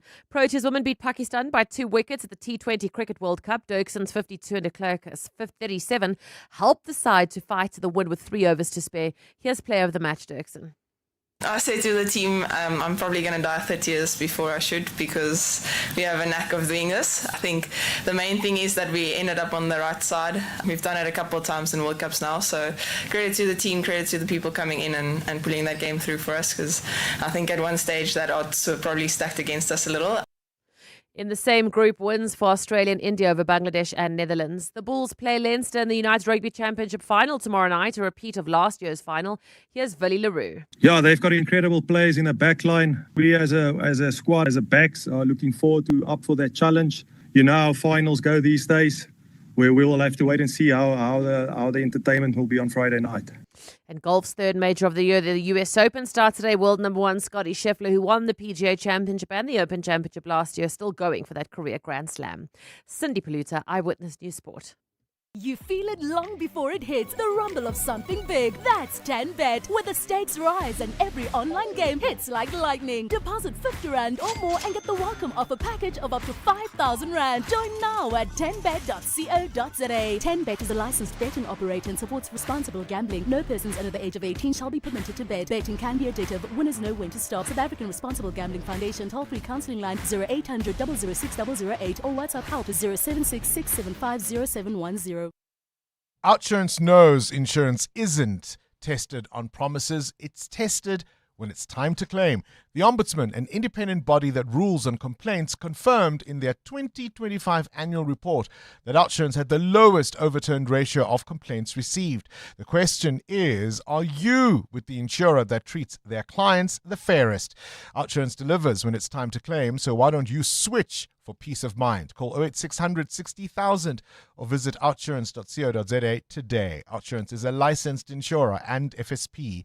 T's, C's, and information online. The world is moving fast. Consumer mindsets and preferences are changing in real time. AI is creating new rules and timelines are shorter than ever. At Plus 94 Research, we help leaders reduce uncertainty. We deliver authentic, real-time data grounded in proven methodologies and powered by relevant, cutting-edge technology. So when decisions can't wait, you move forward with clarity, confidence, and impact. Plus 94 Research, the science of decision-making. It's your last chance to enter Nedbank Business Ignite on 702. The entries are closing soon. Remember, we're celebrating entrepreneurs who've turned personal challenges into businesses that make a real difference. And every day this week, we've been meeting the finalists, hearing their stories. Go to igniteyourbusiness.co.za or primemediaplus.com to enter. 200,000 Rand is up for grabs and the recognition your business deserves. T's and C's apply. Nedbank, see money differently. An authorized FSP and registered credit provider. EWN Traffic. All right, let's wrap up the morning's roads. It's been a busy one. Amo, at 9:15, what are you seeing? It has been indeed, Bongani. We still have got that road closure, as you heard on Eyewitness News earlier with Sifiso Zulu. The William Nicol Drive in Roodepoort closed off to traffic between on Descartes and Constantia Drive. This is due to an accident, so please try to avoid William Nicol Drive towards the N1. Please use the 14th Avenue exit as well as Albertina Sisulu Road instead. While traveling on the Mike 1 North, we've got an accident right at the Crown interchange. It's causing delays from Boyson's Road, about a 20-minute hold up there. There's also queuing traffic in Bedford View on the N3 South between the Kiluli's interchange and Van Buren Road.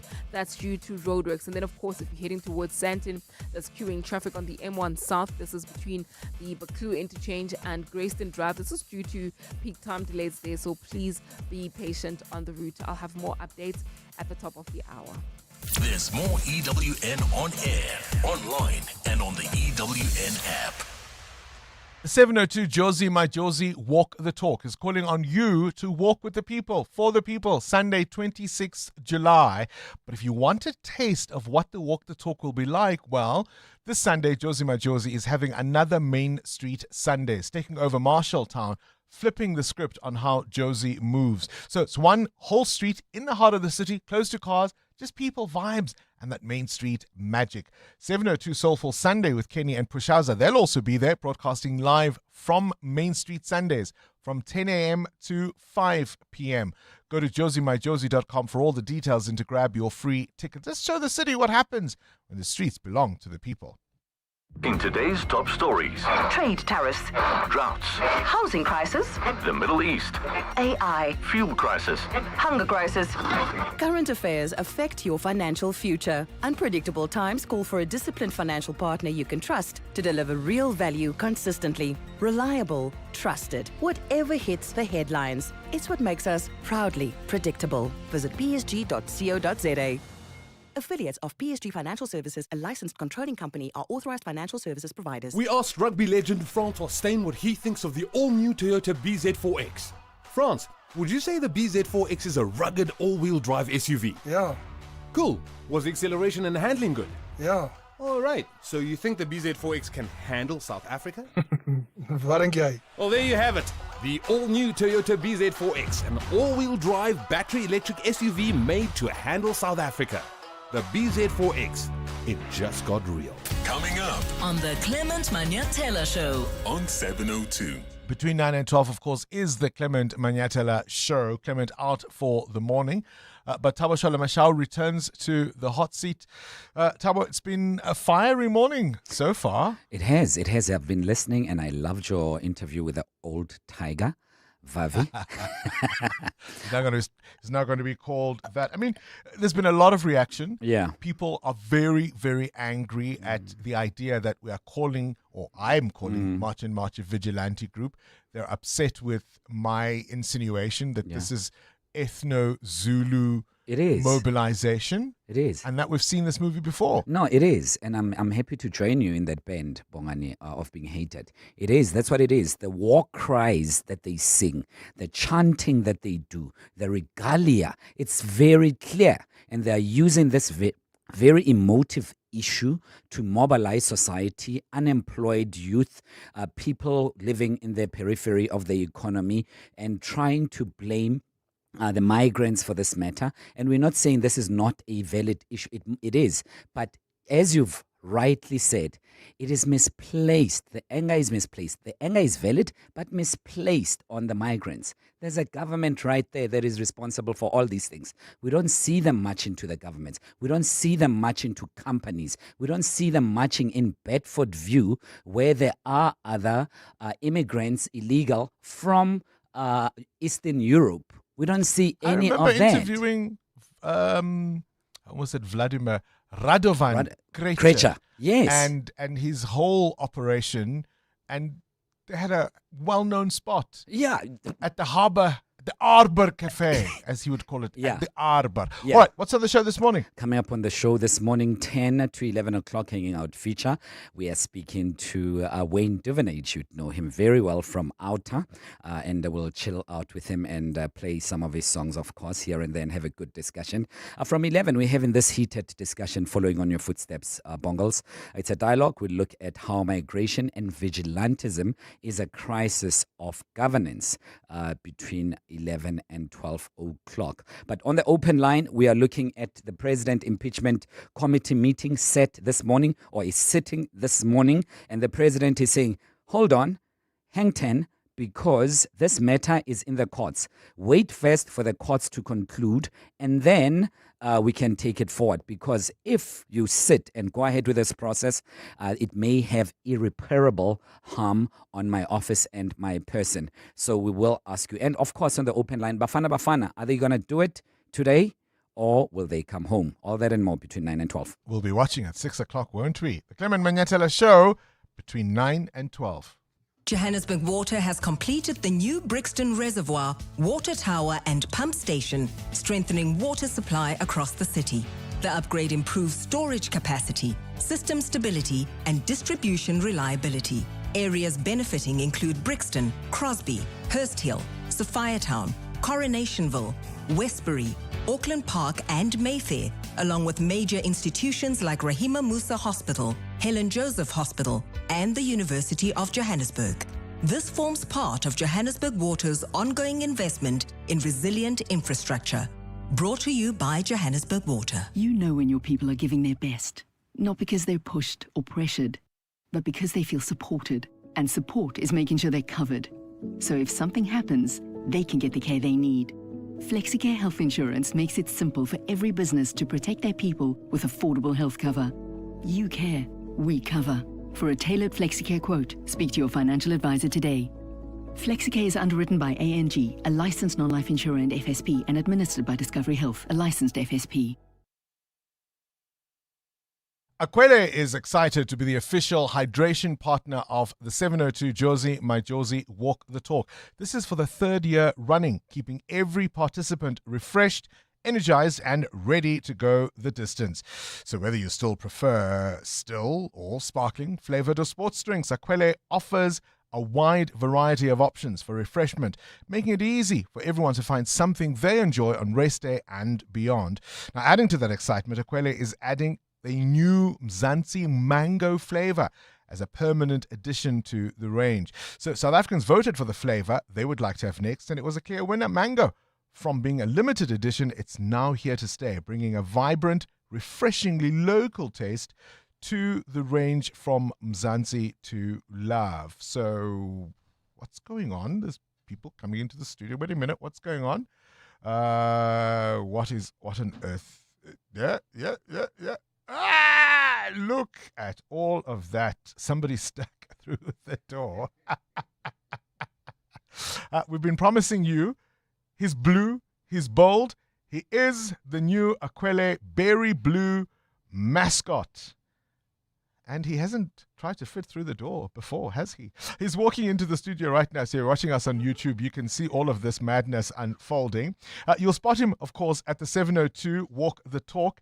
And if you take a pic and tag Akwele, it could be your happy day. Akwele is the hydration partner of the 702 Jozi My Jozi Walk the Talk, hosted by the city of Johannesburg. Enter now on primemediaplus.com, and we'll move with Akwele.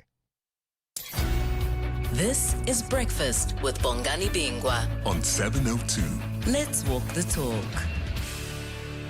On to this now. Of course, you know we are big supporters of the arts on 702 Breakfast. And this weekend, Joburg Theatre will become a meeting place for the generations as Moving into Dance revives two landmark South African contemporary dance works that have influenced dancers for more than 3 decades. It's a production called Rites and Rituals, and it's going to bring back Sylvia Glazer's Stone Cast Ritual and Esther Nasser's Rite of Spring, two award-winning works first performed in the early 90s, now reimagined for a new generation of dancers. Nadia Virasamy is the CEO and director for Education at Moving Into Dance. Nadia, very good morning to you and welcome to 702 Breakfast. Good morning, Bongani. I'm a little starstruck. Thank you for having me. Oh, not at all, not at all. I mean, what I love about this idea is the celebration of women whose choreography challenged convention, exploring identity when perhaps those themes weren't vogue. Absolutely. So, Sylvia Glasser is the founder of Moving Into Dance, which was founded in 1978 at the height of apartheid. And she used dance as a medium to combat the oppression of black youth at the time. So she would, she's told me many stories about driving into Soweto, in the late 70s and during the 80s, to burning streets and just going to Fuba to teach dance classes. So there's a lot of history with moving into dance and transformation and liberation. And this is seen through the dance works that we create. And Esther Nasser, of course, is the other choreographer whose work is featured. Yes, so Esther was the first director of what used to be the PAC Dance Company, which later became the State Theatre Dance Company. And it was the first fully funded dance company by the state in the early 90s. And it was... I love chatting with these women because they have so much of history and legacy. But Esther told me that it was essentially, a strategy by the apartheid government to, to curb the effects of the cultural boycott. So they, funded the State Theatre Dance Company and allowed her to take in a few young black dancers. And that's where it began. I mean, many people will think of dance as simply entertainment, right? These works, I think, are asking bigger questions about society. Talk to me about dance being a transformative force for activism and even social commentary. Oh, absolutely. So dance has become embodied storytelling, and I think at a time where we were vocally oppressed, dance became this medium to be able to relate stories of oppression, to relate stories of liberation through movement. And it is in and through that dance has become the voice of society. I mean, a very simple example is the toy that we use in protest. It's a dance medium to show dissatisfaction, to also celebrate. And dance has become that narrative, that social movement narrative that has spoken to a lot of the legacy of South Africa in terms of politics and social transformation. You talk about how, of course, that, part of the reason the State Dance Theatre Company was funded in those days was to counter the cultural boycott. The pity, I suppose, is that these days funding remains a challenge for many a dance company. An absolute challenge. I mean, Moving Into Dance, is an award-winning, internationally acclaimed dance company. And as a not-for-profit, we continue to struggle for funding. And one would think almost 50 years on in doing this, in aiding democracy in South Africa, we would have more security. And yet, it's continuously an issue, and we have to continuously try and find different streams and avenues to keep our programs and projects going. And a simple example of this is we're based in Newtown in a space that hasn't had electricity for almost 18 months, and yet we continue to produce work, to do our training, and Newtown's not what it used to be. I'm sure you remember the days of Arts Alive when the city became this vibrant hub of cultural entertainment. And, now we're all just kind of struggling literally to keep the lights on. Gosh. All right, Rites and Rituals, Moving Into Dance. This is happening from the 19th of June at the Joburg Theatre. Where do we get tickets and how much do they cost? Tickets are 100 Rand, 75 Rand for 10 or more tickets.